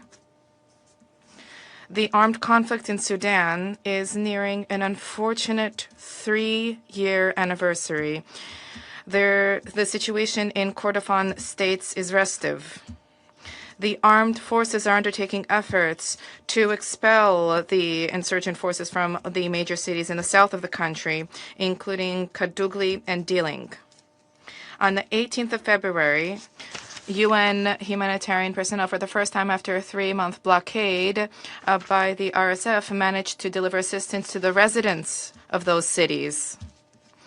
With varying degrees of success, but there have been the threats of emanating from the rebels in northern Darfur are being curbed, and the army opponents have established a foothold in that state, largely exploiting support being delivered contrary to the restrictions set out in the 1591 sanctions regime. Against the backdrop of the countless atrocities being perpetrated by the rebels targeting civilians and the attempts of the armed forces to establish constitutional order, we see attempts to pin responsibility for these acts of violence on both sides of the conflict. The humanitarian situation in Sudan is far from ideal. A significant portion of the population needs assistance. Since the outbreak of the conflict, more than 4 million people have fled the country. Fewer than half of the pre-conflict number of medical institutions are still in operation. The vaccination levels have plummeted. There are outbreaks of communicable diseases. A little bit more than 1/3 of the humanitarian response plan has been covered last year, and there are proposals to cover this with individual country contributions. We recall the need for closer cooperation between humanitarian personnel and the government of Sudan. At the same time, potential difficulties which emerged during the conflict, these difficulties need to be resolved through orderly, multi-tier dialogue, as is being done by some of the humanitarian structure representatives from representatives in the country, rather than attempting to have this discussed at the council, an attempt to pin blame on somebody for the delays. We reject the manipulation of the topic of food security and protection of civilians in Sudan. There is a need to focus on meeting the priority food-related needs of the population to enhance, in conjunction with Khartoum, the effectiveness of the delivery of this assistance. The Russian Federation continues to deliver assistance to the friendly nation of Sudan in resolving these issues. By the end of last year, we delivered to the country 1.7 million tons of agricultural products. 90% of that is wheat. We frequently send Russian emergency ministry assistance to Sudan, and the authorities are doing a great deal in order to provide for tranquility in the regions in the country controlled by them. Also noteworthy is that according to the IOM, since the outbreak of conflict in Sudan, more than 3 million people returned, including 1.3 million to Khartoum and El Gezira. The government's plans for the phased return of government institutions from Port Sudan to the capital are heartening. There's a need to focus on assisting the Sudanese as they dig through the rubble and as they rebuild the damaged infrastructure in Khartoum. Calls in terms of mine clearance are also important. Madam President, the Russian Federation consistently advocates for a prompt ceasefire and a transition to a political conflict or political settlement to the conflict. We believe that the sole viable way towards peace is broad, inclusive, intra-Sudanese dialogue which is not imposed from the broad. Dialogue which takes into account the interests of all significant patriotically minded political and social forces of the country. Decisions about the future of Sudan need to be taken by the Sudanese themselves without external pressure nor any ready-made solutions. Unfortunately, for now, we do not see any prospects for political solutions. They are elusive. At the same time, we cannot state that the Sudanese themselves are not demonstrating focus on seeking them. On the contrary, the government, led by Prime Minister Kemal Idris, spoke out in December 2025 with a fully fleshed initiative for a comprehensive resolution, and at its heart is the roadmap, which was set out in 2025. This plan, regardless of certain views about this, is the only proposal for a peaceful resolution of the internal conflict, which has emanated from the Sudanese themselves.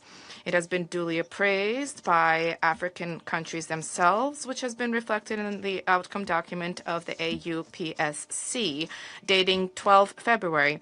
And it reflects the aspirations of the Sudanese themselves for the restoration of stability and security. There is a need to closely study this initiative. We regularly hear from certain members of the Council calls for more energetic action on Sudan and the need to bring about more promptly generate peaceful resolutions. Possibly a step in this regard would be a transition to frank, respectful, and equitable dialogue with the current authorities and support for their aspirations towards peace. There is a need to bear in mind that the current government remains a guarantor for the preservation of national institutions, stability, and security, and is able to facilitate the transition to civilian-led governance after the definitive normalization of the situation in the country.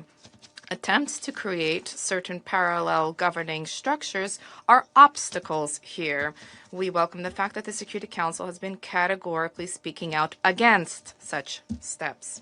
The goal of the Security Council is to facilitate de-escalation and national reconciliation, not to deepen divisions.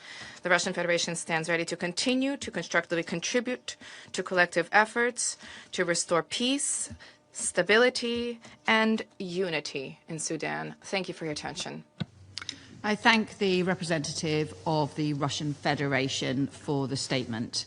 I now give the floor to the representative of Bahrain.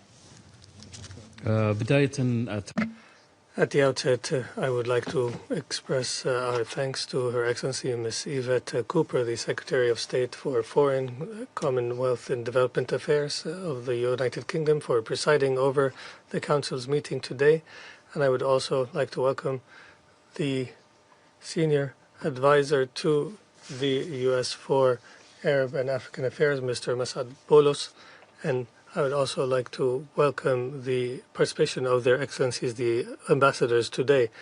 We also thank the briefers and have listened carefully to the detailed insights into the escalating challenges in the sisterly Republic of Sudan. We also share the deep concern of others regarding the continued violence and the consequences for infrastructure and the lives of civilians, especially children and women, as well as the threats that target humanitarian supply routes, relief convoys, and medical facilities in flagrant violation of international humanitarian law. Madam President, I would like to address the following points. First, it pains us that the blessed month of Ramadan arrives while our brothers and sisters in Sudan continue to face extremely harsh humanitarian challenges. In this context, we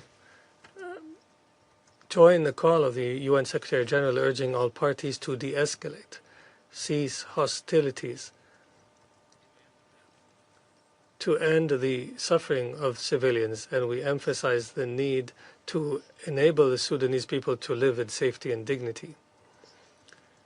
And in fully keeping with the noble values embodied by this holy month, we call on all parties to engage in serious dialogue to lay the foundation for a political settlement, which will be an essential step in order to alleviate the civilian casualties and allow humanitarian assistance to enter. Second, The deteriorating humanitarian situation in Sudan requires the international community, and in particular the Security Council, to uphold their responsibilities and take decisive action to ensure the unhindered and immediate delivery of humanitarian assistance in accordance with the Jeddah Declaration and the relevant resolutions and the applicable conventions. And we emphasize that all parties must comply to the provisions of protecting humanitarian personnel in accordance with the international humanitarian law. And with the increasing humanitarian needs, we commend the continued international efforts that aim to strengthen the humanitarian response in Sudan, including the pledging conference that was recently held in Washington and the donor conference scheduled to take place in Berlin in April. In this regard, we stress the importance of maintaining and building on this positive momentum, in particular through fulfilling the donor pledges and through enhancing support to the Sudan Humanitarian Fund, so that the fund may effectively and swiftly respond to the urgent needs of the most affected population groups across the Sudan, and so that the fund can continue to support host communities caring for refugees in neighboring countries. Third, we reaffirm the Kingdom of Bahrain's firm and consistent position in support of everything that supports stability in Sudan and that contributes to building its institutions and fulfilling the aspirations of its people. Accordingly, we commend the efforts undertaken by regional and international actors to end the conflict in Sudan by bridging the positions of the Sudanese parties and enabling them to reach a comprehensive and sustainable political solution. In this context, we take note of the communiqué issued by the African Union's Peace and Security Council on the 12th of February, and we support the Council's call for an immediate humanitarian truce that would lead to an urgent cessation of hostilities, and reaffirming that there can be no military solution to this conflict. We similarly value the outcomes of the 5th consultative meeting to coordinate the peace efforts hosted by Egypt on the 14th of January 2026, which aimed to support the political settlement in Sudan. The Kingdom of Bahrain expresses its appreciation for the good offices undertaken by the Quad and the role of the Special Envoy of the UN Secretary General for Sudan and the efforts of the Quintet. And we underscore the importance of cooperating, coordinating between the different initiatives to consolidate peace and security in Sudan, as well as regionally and internationally. Finally, the Kingdom of Bahrain stresses the importance of preserving the Sudanese state institutions and infrastructure and launching an inclusive Sudanese-led political process that ends the conflict and lays the foundation for a peaceful political transition through the formation of a civilian government that preserves the unity, sovereignty, and territorial integrity of Sudan. Thank you, Madam President. The representative of Bahrain for the statement, and I give the floor to the representative of Denmark. Thank you, Mr. President. And I also thank Undersecretary DiCarlo, Director Wosorno, and Ms. Al-Khadi for their disheartening updates. Your briefings, as all the briefings we get on the situation in Sudan, embody the tragic duality of this conflict. Accounts so harrowing that they should be unimaginable, yet so recurrent that they risk becoming normalized. So let me therefore also thank Foreign Secretary Cooper for her presence today and for bringing the voices of the women of Sudan to the Council so that it is not normalized. Mr. President, as we've heard today, Sudan has become the world's largest humanitarian, hunger, and displacement crisis. This is the result of unbearable international crimes and grave violations of international law, including resolutions of this very Council. The level of brutality should shock the conscience of this Council and all Member States into action. Allow me to raise 3 points. First, there is no military solution to this conflict. The war has reached a dynamic stalemate. However, for Sudan's civilians, this agony is anything but static, especially the Kordofan, the current epicenter of violence. We strongly condemn the RSF's continued assault in the region and call on both the SAF, the RSF, and affiliated parties to halt the fighting. Denmark condemns in the strongest terms the systematic, deliberate, and indiscriminate attacks on civilians and critical infrastructure, including health facilities, and the proliferation of drone attacks. Last week's strikes on a mosque and primary schools in Kordofan are just some recent examples of the depravity of this violence. It is unbearable that in 2026, one must restate that such attacks are prohibited and morally reprehensible. We call upon all parties to the conflict to refrain from using starvation as a weapon of war. This is driven by deliberate attacks on humanitarian workers and the unlawful obstruction of humanitarian access at scale. Against this backdrop, we thank Senior Advisor Boulos for leading the Quad's efforts to achieve an immediate humanitarian truce, which is absolutely imperative and which we hope can be followed by a process that paves the way to a political solution. We encourage the warring parties to engage constructively with the Quad. We welcome the establishment of the AU-led quintet to enhance coordination of mediation efforts and to facilitate an inter-Sudanese political process.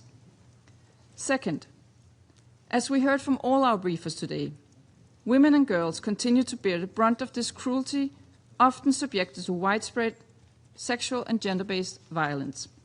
These persistent attacks are nothing less than a damning indictment on the perpetrators, but also on this Council and our mandate to protect the most vulnerable. We further recall that these acts may constitute war crimes or crimes against humanity. We call for full accountability for these crimes and call on all parties to cooperate with the International Criminal Court regarding the situation in Darfur as mandated by this Council. Any political initiative or peace plan must integrate from the outset the specific needs and protection of women and children and ensure the full, meaningful, and safe participation in shaping Sudan's future. Third, Mr. President, the war is spilling across borders, forcing millions to flee and straining neighboring host communities. External actors continue to finance, arm, and resource the warring parties. They are complicit in this catastrophe. We call on all states to immediately cease all forms of support and to uphold their obligations under international law, including on arms transfers in line with this Council's arms embargo on Darfur, which we believe should be extended to Kordofan and all of Sudan. In the face of such blatant disregard for the Council's resolutions, we should be ready to use all tools at our disposal. That includes additional restrictive measures against individuals and entities under an expanded 1591 sanctions regime. It also includes setting out our demands to the warring parties clearly and forcefully through a resolution. Mr. President, in closing, our briefers today sounded clear calls for action. The time for political courage is now, both from the parties and from this Council. Thank you. I thank the representative of Denmark for the statement, and I give the floor to the representative of Pakistan. Thank you, Mr. President. I thank USG Rosemary DiCarlo, OCHA Director Edem Wosornu, and Ms. Hala Al-Karib for their comprehensive briefings. We welcome the participation of the representatives of Sudan, Saudi Arabia, Turkey, Egypt, UAE, and EU in the meeting today. President, as the briefers have highlighted, the situation in Sudan continues to deteriorate at an alarming pace. The expansion of hostilities into the Kordofan region following the catastrophe in Al Fashir reflects another dangerous escalation. Particularly concerning are the sieges of major population centers, the deliberate targeting of civilians and civilian infrastructure, the deliberate use of increasingly sophisticated weaponry, and the growing spillover across borders, including along the Sudan-South Sudan border. It is the civilian population of Sudan that is paying the heaviest price of this conflict. Pakistan condemns in the strongest terms the atrocities committed by the Rapid Support Forces in Darfur, including in Al Fashir, and earlier in El Geneina, as well as the continued violence now unfolding in Kordofan. We reiterate that deliberate attacks against peacekeepers, United Nations personnel, humanitarian workers, and facilities are unacceptable and may amount to war crimes. Those atrocities must end, and those responsible must be held accountable. Pakistan's position on Sudan remains firmly anchored in the principles of the UN Charter. We reaffirm our unwavering support for the sovereignty, unity, and territorial integrity of Sudan. The preservation of a unified Sudan is essential, not only for its people, but also for the peace and stability of the Horn of Africa, the Sahel, and the Red Sea region. President, at the same time, we stress that there is no military solution to this conflict. The only viable path forward lies in meaningful dialogue. We support the efforts and peace plan presented by the transitional Sudanese government. Interim Prime Minister Kamil Idris briefed this council in December on that plan. We also welcome the African Union Peace and Security Council's communique of 12th February in this regard. Pakistan stresses the importance of coherence and complementarity amongst the various political processes. The efforts of the African Union, the United Nations through the Secretary General's personal envoy, IGAD, Quintet, and other regional partners must be mutually reinforcing. The important engagement of the Quad should contribute to these broader objectives and help secure a humanitarian truce that can evolve into a ceasefire and result in eventual stability and lasting peace in Sudan. We call on all parties in Sudan to demonstrate the requisite flexibility and sagacity to reach a peaceful and sustainable settlement that preserves the unity of the country and prioritizes the interests and well-being of the brotherly people of Sudan. We stress that the Jeddah Declaration signed by the parties must be respected and civilians must be protected. President, the humanitarian situation remains dire and a cause of serious concern in Sudan. Humanitarian imperatives must remain central to the Council's work. Sustained, safe, and unimpeded humanitarian access to the affected areas of the country is essential. In this regard, coordination with the Sudanese government is indispensable for effective, predictable, and large-scale delivery. The recent delivery of aid by the UN in South Kordofan with the assistance of Sudan's government is a welcome development. We call for an urgent scaling up of international funding for the humanitarian response, which remains severely under-resourced despite the immense needs. We welcome the recent conference convened by the United States to secure funding for humanitarian assistance to Sudan. Mr. President, the Sudanese people have suffered for far too long. The guns must fall silent and a credible political horizon restored. The Security Council must discharge its responsibility by supporting a unified, sovereign, and stable Sudan, and by advancing a coordinated political process that leads to peace. Pakistan will continue to work with all partners towards that end. I thank you. I thank the representative of Pakistan for the statement, and I give the floor to the representative of Latvia. Thank you, Mr. President. First, I would like to thank the United Kingdom for focusing this high-level meeting on Sudan and on Sudanese women. And I thank USG Rosemary DiCarlo, OCHA Director, Ms. Eden Wosurno, and Hala Al-Karib for their briefings exposing the gravity of the situation. Let me clearly reaffirm, Latvia stands with the Sudanese people, robbed of their democratic transition and now trapped in a war they did not choose. This conflict is tearing apart Sudan's social fabric and deepening grievances that will long outlast the fighting. Al-Fashir has shown what this war has become. It's methodical cruelty.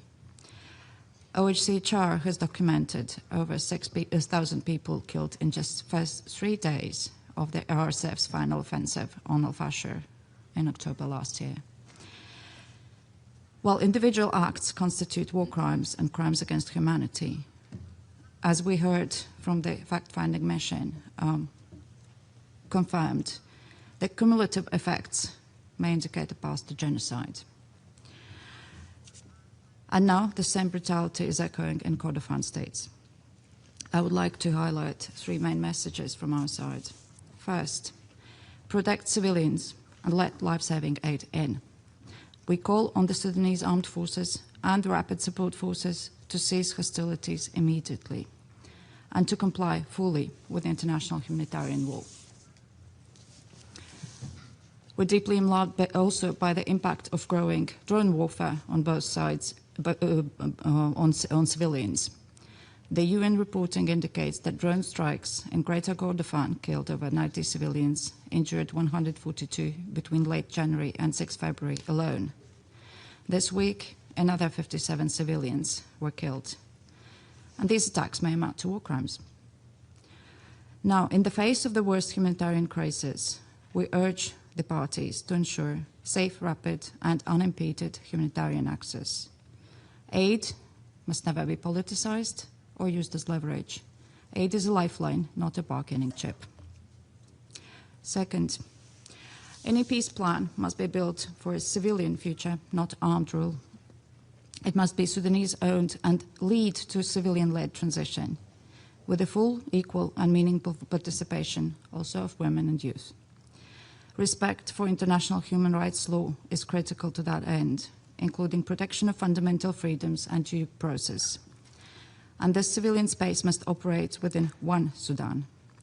Latvia rejects any attempt to impose parallel authorities or fragment the country by force. Third, accountability. Accountability must be real, including for conflict-related sexual violence. Again, UN reporting describes rape being used as a weapon of war in El Fasher.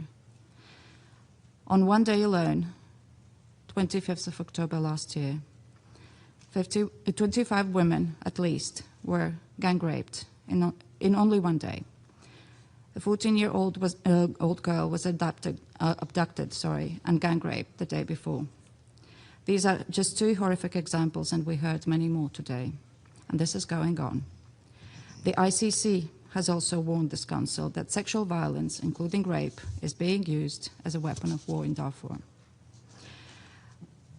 As Ms. Wasurna said, 12 million women and girls face a crisis in this crisis. And these are not numbers, these are human beings like us. More, there are alarming reports that in Khartoum and Blue Nile State, 2 women have been sentenced to death by stoning. This is incompatible with the international human rights law and against any norms of human dignity. So we call on Sudanese authorities to revise this decision immediately. To make accountability real, the UN country team's capacity to monitor, document, and report human rights violations, including conflict-related sexual violence, must be strengthened. And where criteria met, perpetrators should face targeted listings, including under 1591 sanctions regime. A solution that poses violence while entrenching coercion and impunity will not hold. We've seen that in Sudanese history.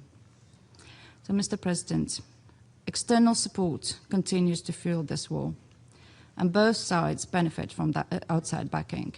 The flow of arms, financing, and other enabling assistance must stop.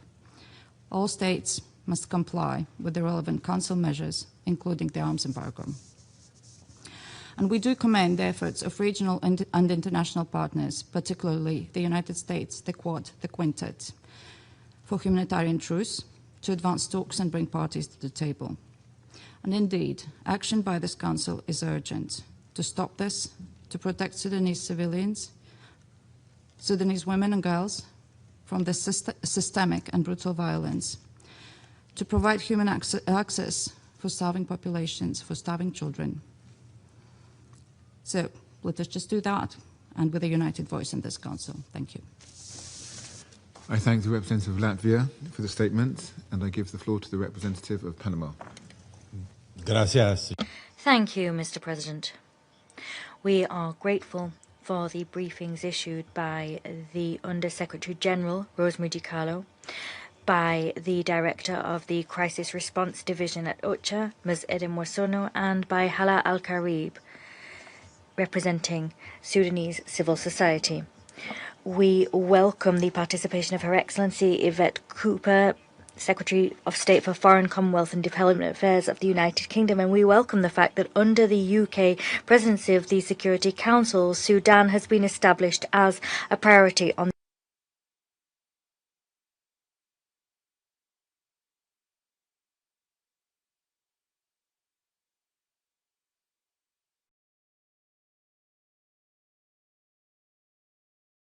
cannot be analysed solely through the lens of military advances or territorial control. What we are seeing is a systematic campaign of violence against the civilian population, marked by the defenselessness of millions of people, the persistence of sexual violence as a weapon and tactic of war, the recruitment of boys and girls, and the deliberate use of hunger as a method of combat. When these patterns take root, they create conditions ripe for the commission of atrocity crimes on a massive scale. Regrettably, that was exactly what occurred in El Fasher. Some specific incidents of such brutality have today been very clearly described, tragically described indeed, and in very lucid terms by the Secretary of State from the United Kingdom in her commendable briefing. All of this is confirmed by the recent report of the Office of the UN High Commissioner for Human Rights and the report published today by the International Independent Fact-Finding Mission for Sudan. The testimony emerging from Kordofan, Darfur and other affected regions reveal a persistent pattern of conflict-related sexual violence, particularly against women and girls. It is deployed to sow terror, to compel displacement, and to destroy the social fabric. These facts demand that there be urgent protection now given to women, and that we ensure their full, equal and meaningful participation in any political process. We must also guarantee immediate access to comprehensive services for survivors. We are gravely alarmed to note the critical escalation of the conflict, marked by the ratcheting up of hostilities, the persistence of weapons flows and external interference. All of these undermine efforts aimed at bringing about de-escalation. Panama condemns in the strongest possible terms the repeated attacks against civilians, critical infrastructure, including healthcare facilities, and attacks against humanitarian assets, convoys and personnel, including the recent attacks against the World Food Programme. These acts constitute grave violations of international humanitarian law. We reiterate that parties must respect and protect humanitarian personnel and their aid in accordance with their international obligations and the relevant resolutions of the Security Council. We underscore that deliberate attacks against civilians constitute war crimes. Panama wishes to sound the alarm at the situation of children in Sudan. According to data recently issued by the United Nations, around half of those in need of life-saving assistance are boys and girls. That is a reflection of a collective failure to protect the most vulnerable. We recognize the recent delivery of supplies by a UN convoy to Dilling and Kadugli. That delivery allowed assistance to be extended to more than 130,000 people. Such access must be sustained and not the exception. Humanitarian assistance must remain neutral, impartial and independent. President, this Council must act coherently and with resolve. It must fully leverage all tools at its disposal, including targeted sanctions to guarantee accountability. Panama echoes what was said by the Secretary General at the recent African Union Summit. He stated that all parties must commit to an immediate cessation of hostilities and resume talks aimed at achieving a lasting ceasefire and an inclusive political process which is led by the Sudanese themselves. We express support for mediation efforts currently underway, led by the Quad and by regional actors, with a view to achieving a humanitarian truce. An immediate cessation of hostilities for humanitarian purposes is critical to halt the suffering of the population. Moreover, we urge all member states to refrain from any form of external interference liable to fuel the conflict. We urge all to uphold their obligations under international law and to fully implement the relevant resolutions of this Council. President, more than 1,000 days after the eruption of the conflict, the situation in Sudan demands strategic coherence and political resolve. The magnitude of the crisis indicates that current conditions are not tenable or acceptable. The Sudanese people urgently needs effective protection, unfettered humanitarian access, and they need decent living conditions so that a viable political solution can begin to emerge. Thank you. Thank the representative of Panama for the statement. I now give the floor to the representative of Sudan.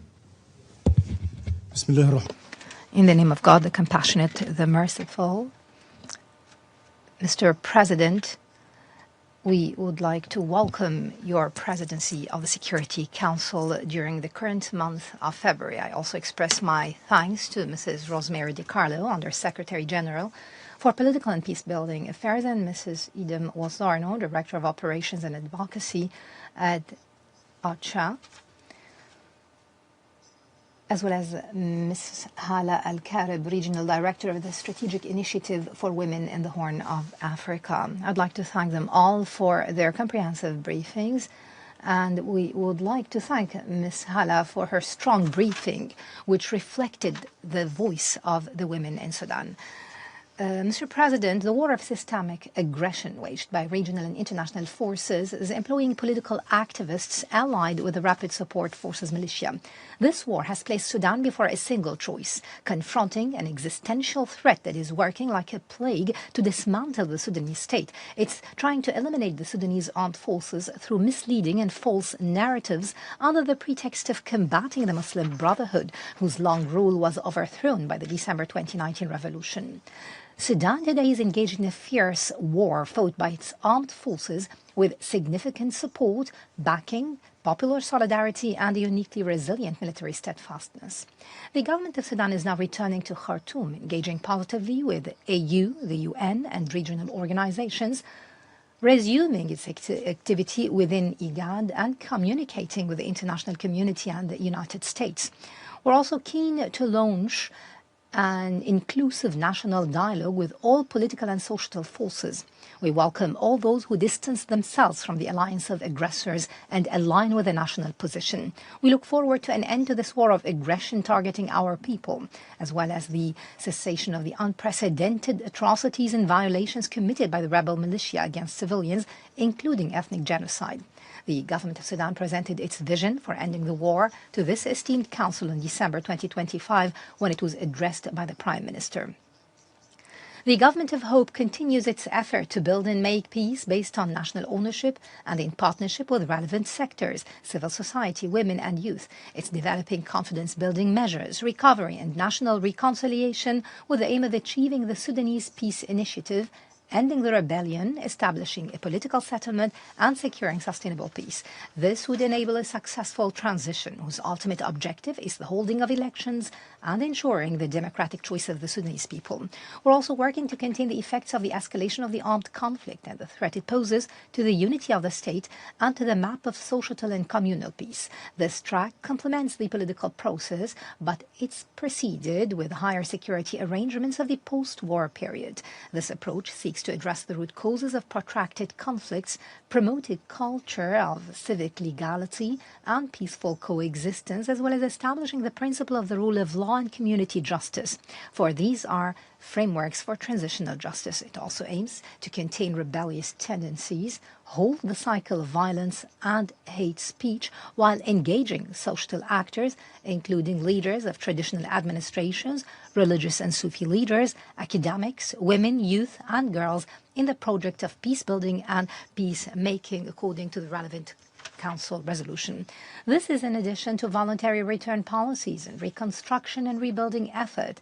We're trying to foster a Sudanese national identity reconciled with the realities of cultural and linguistic diversity. This is linked to building social peace and reforming the justice and security sectors in the post-war phase. And we're trying to do that through mobilizing support for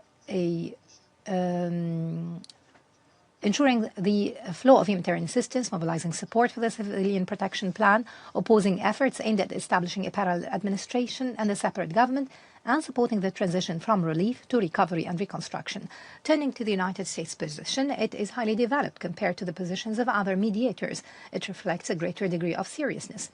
This follows the commitments made by President Trump after his meeting with His Royal Highness Crown Prince Mohammed bin Salman of Saudi Arabia to end the war following the atrocities and ethnic genocide committed by the Rapid Support Forces militia.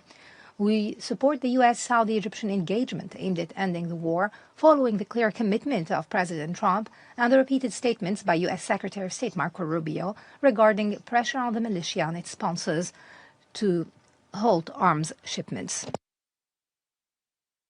At the legislative level, successive condemnations have been issued by both the Senate and the House of Representatives, as well as by prominent members denouncing these atrocities, criminalizing them, calling for accountability and demanding the designation of the militia as a terrorist organization, and openly accusing those who provide militia with weapons and military equipment. In this regard, we appreciate the statements made by U.S. Secretary of State Rubio on the 12th of November 2025, in which he unequivocally condemned the RSF militia and rejected its narrative, affirming that the abuses and atrocities committed are at the hands of rogue elements. He further affirmed his support for the call by Congress to designate the militia as a terrorist organization, if doing so would contribute to ending the war. Accordingly, we value the Saudi-US-Egyptian initiative and seek to strengthen it until it achieves its objectives. We also follow and commend the effort of Mr. Mossad Boulos, who has remained in contact with the country's senior leadership. We call for practical steps, as referenced by Secretary Rubio, to cut off the flow of weapons and support received by the Rapid Support Forces militia. He noted in his statement that the designation of the militia could be considered if it would lead to ending the war. Sudan's channels will remain open at the highest levels regarding the implications and parameters of the Saudi-US-Egyptian initiatives. This is with the aim of halting external military interference, ensuring the uninterrupted delivery of humanitarian relief. And we have clarified to your Council before that there are cross-border points and airports provided by the government of Sudan, and Mr. Tom Fletcher commended those efforts. Therefore, we support the uninterrupted delivery of humanitarian relief. We support the protection of civilians from the militia's domination. And we call for the respect of international humanitarian law and international law.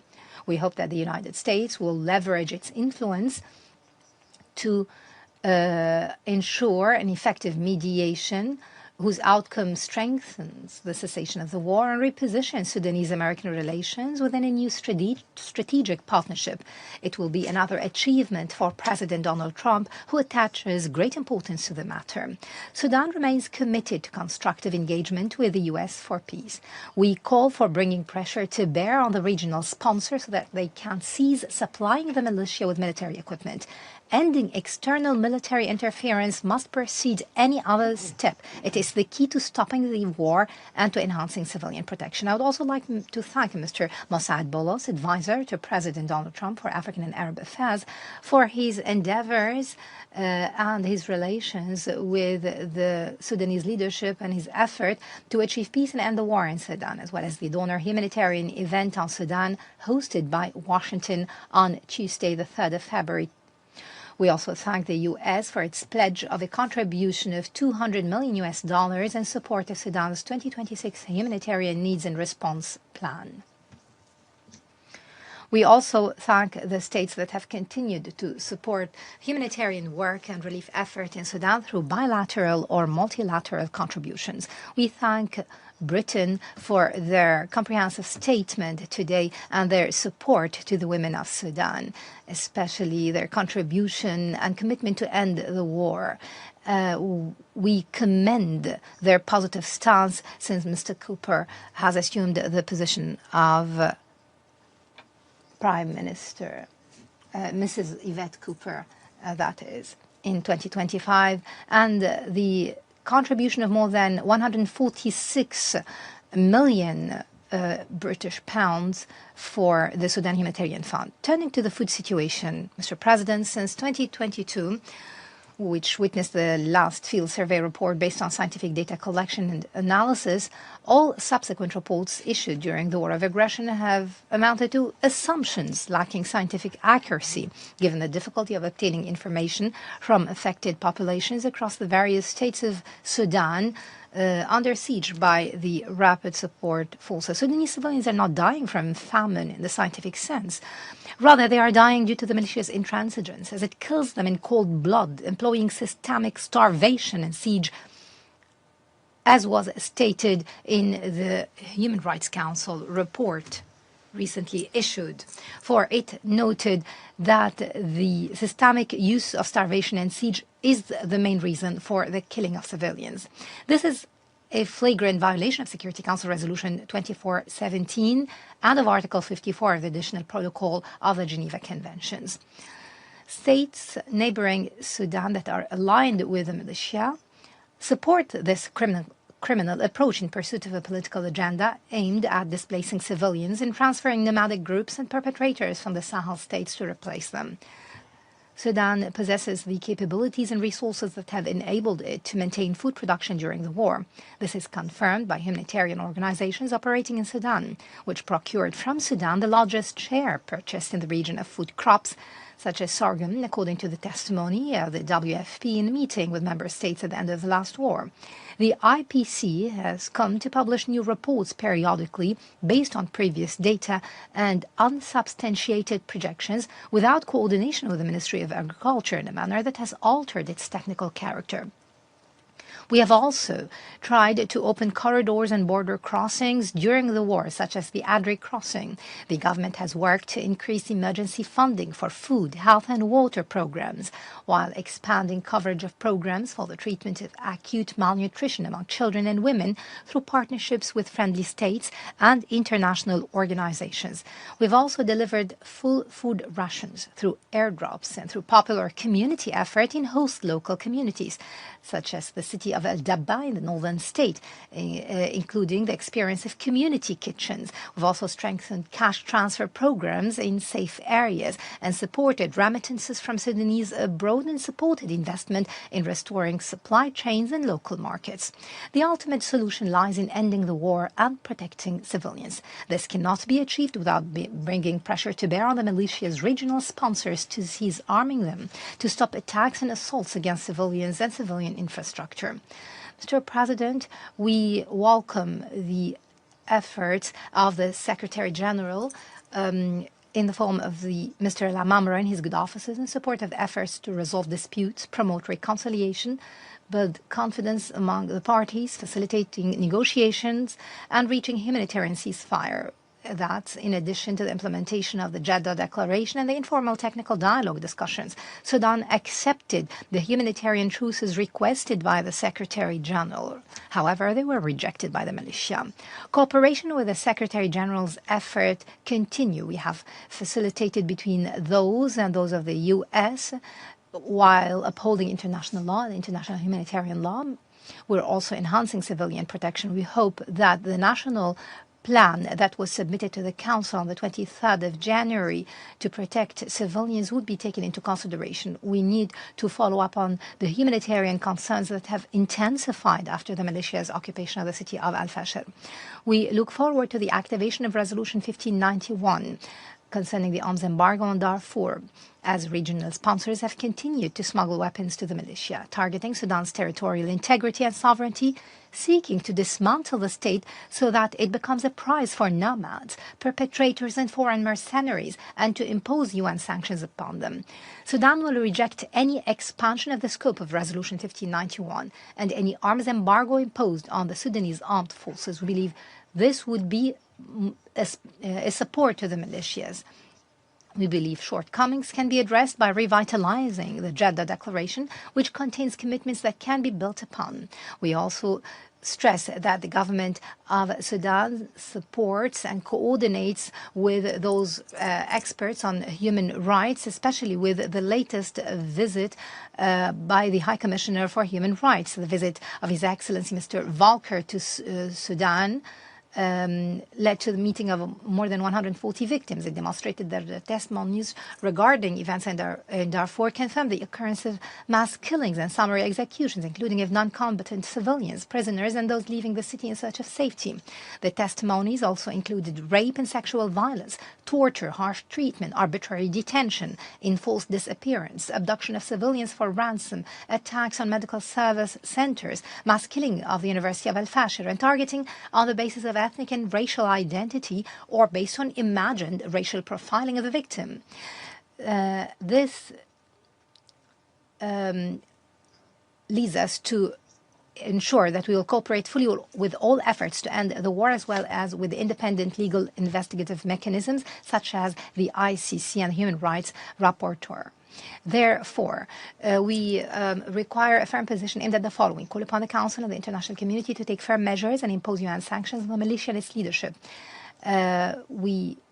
For this only prolongates the war and the suffering. We have to put an end to the efforts of the militia and the foreign mercenary advocates. We have to persuade the regional sponsor to cease supplying the rebel militia with weapons and advanced drones.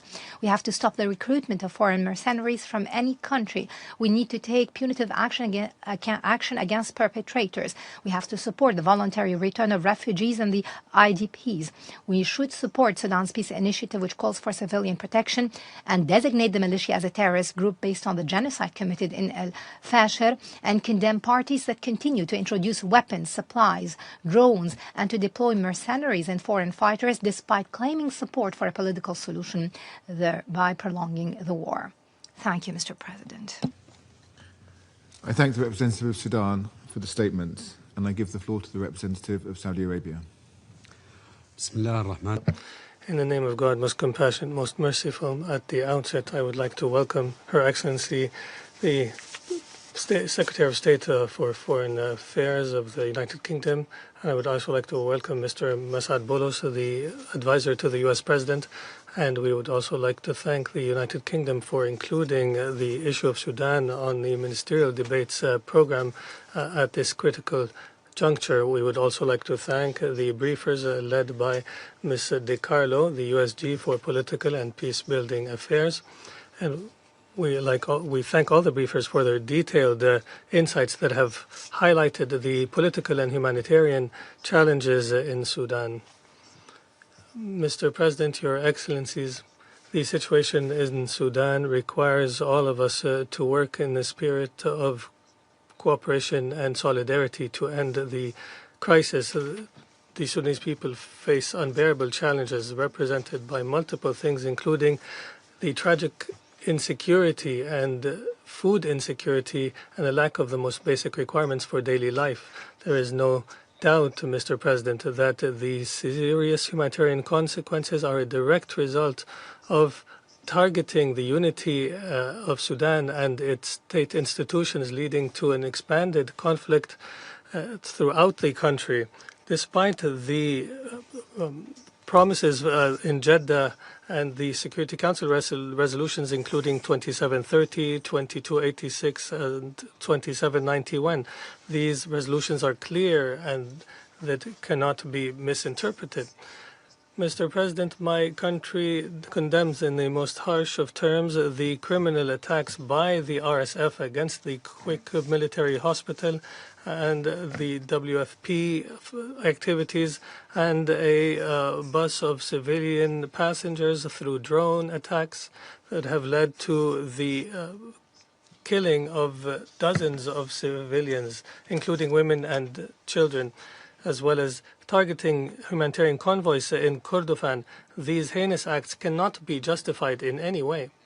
Therefore, we call on everyone to abide by their moral and humanitarian obligations and secure humanitarian access as per international law. Mr. President, my country's efforts have begun since the start of the crisis to end the crisis in Sudan through the Jeddah negotiations and the continued efforts with friendly and sisterly nations, including the United States. And in this context, we thank the efforts of the U.S. administration and the envoy Mas'ad Boulos to end the conflict, and we express our appreciation for the efforts led by the U.S. to reach a humanitarian truce and a comprehensive resolution in Sudan. There is no doubt that humanitarian access is one of the critical priorities for the Kingdom of Saudi Arabia, and here we welcome the efforts of the government to open the Adri crossing and emphasize the need for access to all those who need assistance as per international humanitarian law and as per the Jeddah Declaration of May 11th, 2023 and the relevant Security Council resolutions. The Quad remains an element to support the political process that is purely Sudanese and to create the conditions for a sustained settlement. We also applaud the role of regional actors, including the African Union, the League of Arab States, as well as the UN envoy, Mr. Tamtan Aramra, who all of these roles remain essential to address this conflict.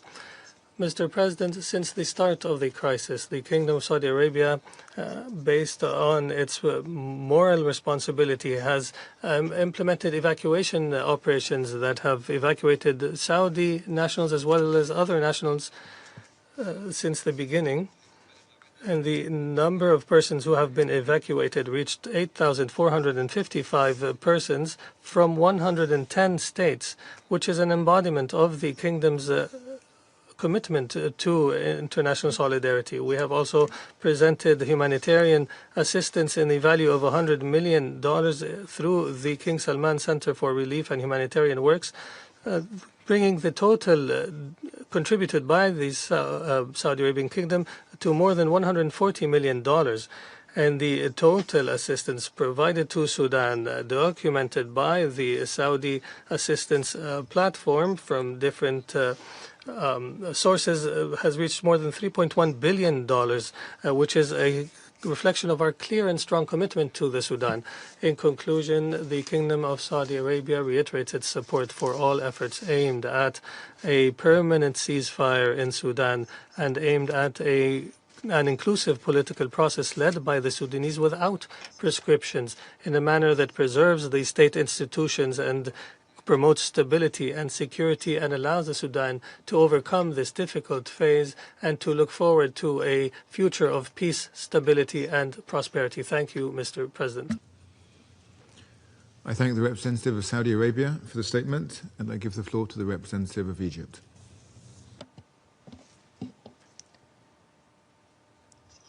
Thank you, Mr. President. I would like, through you, to express our appreciation to Mrs. Yvette Cooper, Secretary of State of the United Kingdom, for presiding over the first part of this meeting. We would also like to welcome the presence of Mr. Mas'ad Boulos, the Special Advisor of President Donald Trump for African and Arab Affairs. We would also like to thank Ms. Rosemary DiCarlo, Under Secretary General for Political and Peace-Building Affairs, and Mrs. Hala Al-Karib and Mrs. Idem Osorno, head of OCHA in Sudan. Mr. President, the war in Sudan is entering its third year as the suffering of the brotherly Sudanese people continues to deepen. What we heard in today's briefings provides a sorrowful and harrowing depiction of such suffering. One that requires this Council to shoulder its responsibilities and ensuring accountability for those implicated in such atrocities. Egypt's steadfast commitment to peace and stability in Sudan has been reflected and deepened and demonstrated through several milestones, most recently through hosting the 5th consultative meeting on strengthening peace initiatives and efforts in Sudan. This took place on the 14th of January 2026. Moreover, Egypt continues its effort to facilitate the entry of humanitarian assistance to support those affected by this conflict in Sudan. We've also received large numbers, hundreds of thousands of Sudanese brothers and sisters in their second home, Egypt, as guests among their Egyptian brethren. Egypt is also attempting, through its participation in several tracks on Sudan, to engage positively, including the Quad mechanism, which includes the United States, the Kingdom of Saudi Arabia, and the United Arab Emirates. This aims to reach a comprehensive humanitarian truce that would lead to a permanent ceasefire throughout Sudan. It also aims at establishing safe humanitarian shelters and corridors to provide security and ensure protection for civilians. In this regard, the Quad mechanism is currently consulting among its members, in coordination with the United Nations, to agree on the parameters and details of a humanitarian truce. We hope that once a common vision is reached on these parameters and details, we hope that the Sudanese will move forward in implementing the said truce, thereby contributing in alleviating the suffering of the Sudanese people. We underscore the role played by the United Nations in supporting the achievement of and implementation of the humanitarian truce through intensified humanitarian operations directed towards the areas most affected by humanitarian suffering in North Darfur and North Kordofan. In this vein, I would like to refer to the visit of the UN High Commissioner for Human Rights to Sudan last January.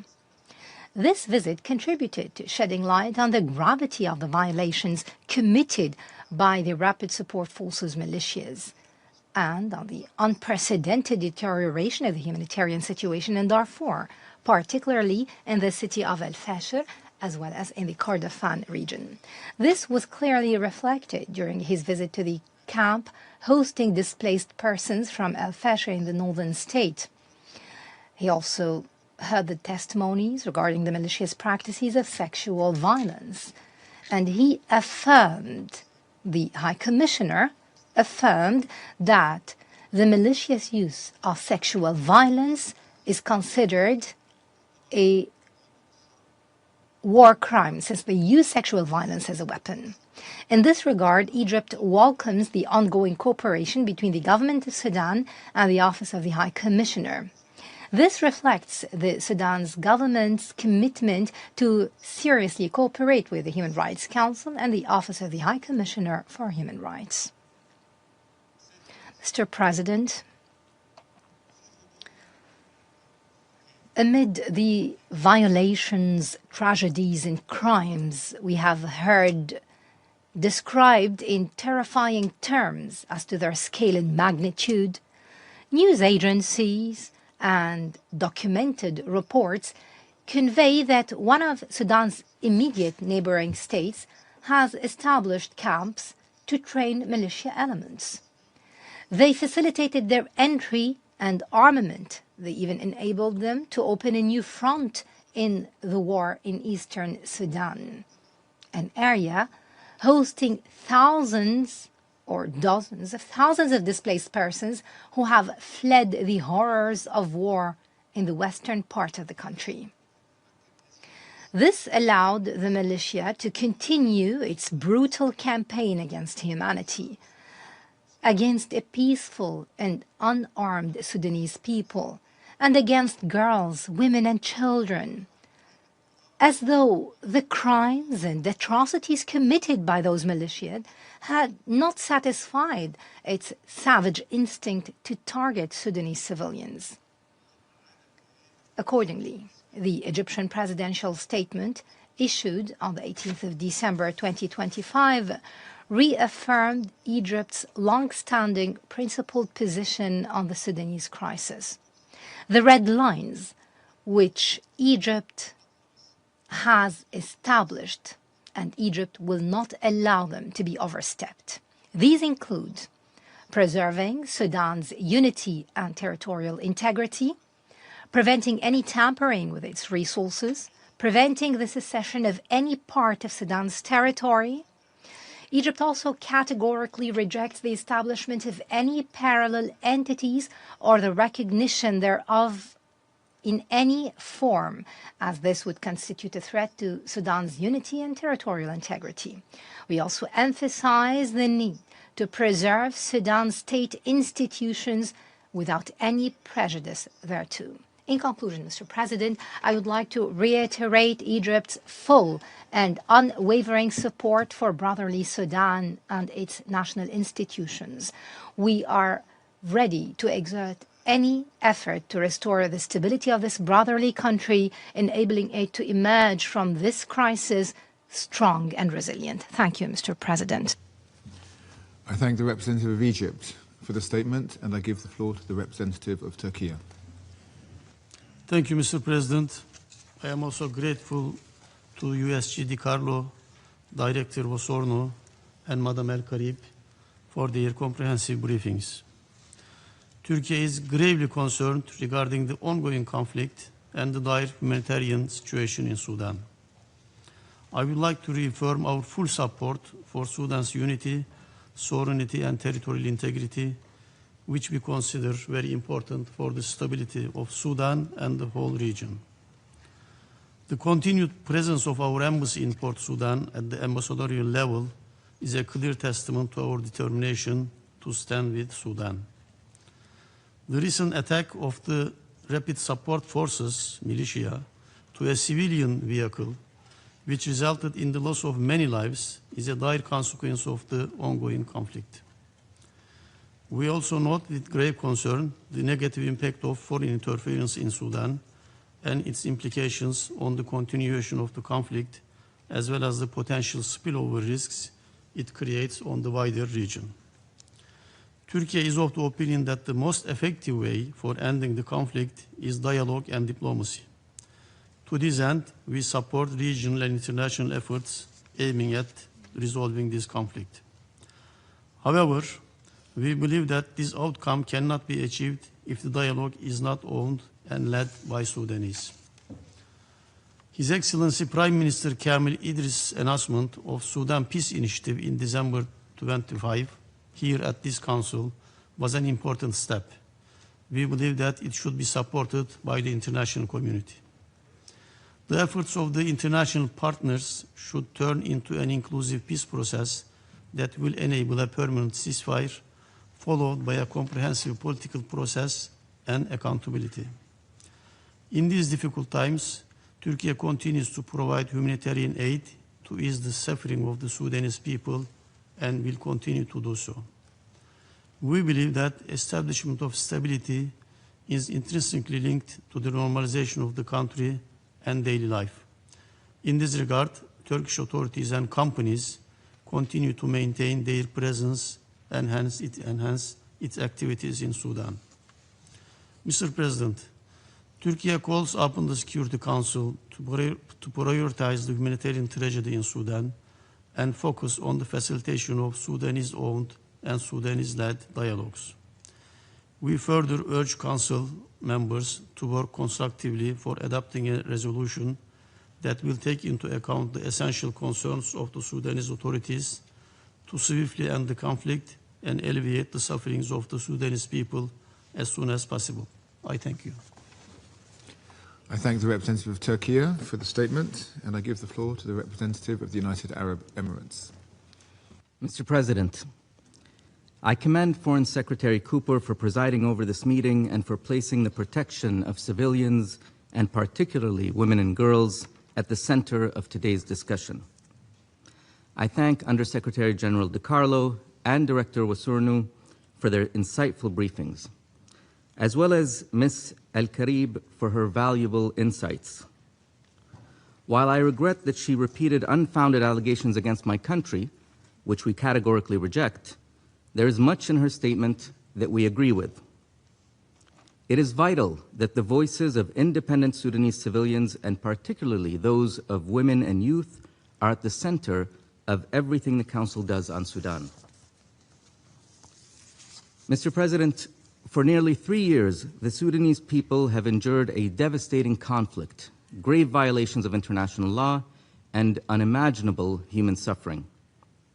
The United Arab Emirates condemns all violations of international law by the warring parties, including the deliberate targeting of civilians and the use of starvation and sexual violence as weapons of war. We also strongly condemn attacks on humanitarian workers, including the recent targeting of a World Food Program convoy in North Kordofan. Such violations must immediately end, and the perpetrators must be held accountable. Those who have endured such horrors must have access to necessary care, including health care services and psychosocial support. It is now the 3rd consecutive Ramadan that the Sudanese people are forced to endure under bombardment. The 3rd consecutive Ramadan where calls for a ceasefire are ignored by the warring parties, who fight on with blatant disregard for the suffering of the Sudanese people despite the international community's outcries. Mr. President, while hostilities continue to rage across Sudan, escalatory rhetoric from the warring parties fuels ever more division, hate, and extremism. Their wartime narratives sustain the illusion of a military solution, where in reality there is none. Only a political process can secure sustainable peace for Sudan. The UAE therefore supports the comprehensive peace plan for Sudan announced by the United States, which offers the best pathway toward a political transition to a civilian-led government. We commend President Trump's leadership in working to prevent Sudan from sliding further into extremism, fragmentation, and an even deeper humanitarian catastrophe. The fastest way to achieve this is by securing an immediate, unconditional humanitarian truce and ensuring urgent, rapid, safe, and unhindered humanitarian access throughout Sudan. The UAE reaffirms its commitment to working through the Quad to achieve such a truce under U.S. leadership. The future of Sudan must not be shaped through violence, nor dictated by its warring parties. It can only be realized through a permanent ceasefire and a credible political process leading to a civilian government that is fully independent of the warring parties and extremist groups, including the Muslim Brotherhood and its affiliates. We urge the warring parties to heed the calls of the international community and engage seriously and in good faith in a political process, thereby choosing dialogue over destruction and placing the interests of the Sudanese people over all other considerations. This moment demands courage, not on the battlefield, but at the negotiating table. Thank you, Mr. President. I thank the representative of the United Arab Emirates for their statements. I now give the floor to Her Excellency Ms. Hedda Sampson, Deputy Head of the Delegation of the European Union to the United Nations. Thank you, Mr. President. Thank you for convening this meeting today and for this opportunity to address the Council on behalf of the EU High Representative Kaya Kallas on the war in Sudan. And I thank the briefers for their presentations. The EU remains very concerned about the humanitarian situation in Sudan, and responding to this man-made humanitarian crisis, the largest in the world, remains a priority for us. We express grave concern over the continued deadly, unlawful attacks on civilians, particularly women and children, civilian infrastructure, and humanitarian operations. And we urgently repeat our call to the rapid support forces, the Sudanese Armed Forces, and their allied militias to immediately cease hostilities and respect their obligations under international humanitarian law. Civilians, including humanitarian personnel, local and international, must be protected at all times, particularly women and girls, who remain at risk of sexual and gender-based violence, as many of you have expressed today in this chamber. The EU underlines the importance of respecting the unity, the sovereignty, and the territorial integrity of Sudan. The war in Sudan poses a serious threat to stability and security across the region, which is in our shared interest to preserve. The EU welcomes the efforts of the US and the Quad on Sudan and its efforts towards establishing a humanitarian truce, a broadly shared objective in this room. But more work will be needed to be done once that goal is reached in order to prepare for the day after. And we as EU stand ready and are actively engaged on Sudan as well. And let me mention 4 of those efforts. Firstly, the EU is a member of the Quintet. This group comprises the AU, EU, IGAD, the League of Arab States, and the UN. Jointly, the Quintet has launched a platform for dialogue between the Sudanese civilian political groups aiming at their unification and the civilian transition. Consultations with all relevant political and civilian blocs are ongoing in the region as we speak. Secondly, the EU has been working for several months on a technical de-escalation track dedicated to the protection of critical civilian infrastructure. Discussions on this initiative with both SAF and RSF continue. Our objective is clear: to generate small confidence-building levers that support broader political efforts such as the one from the Quad. Thirdly, we see today's meeting as a key stepping stone to the Ministerial Conference on Sudan in Berlin on 15th of April 2026, which Germany will co-host with the AU, EU, France, the UK, and the United States. The conference will be another occasion for the international community to join forces and draw attention to Sudan. And lastly, the EU is a major humanitarian donor.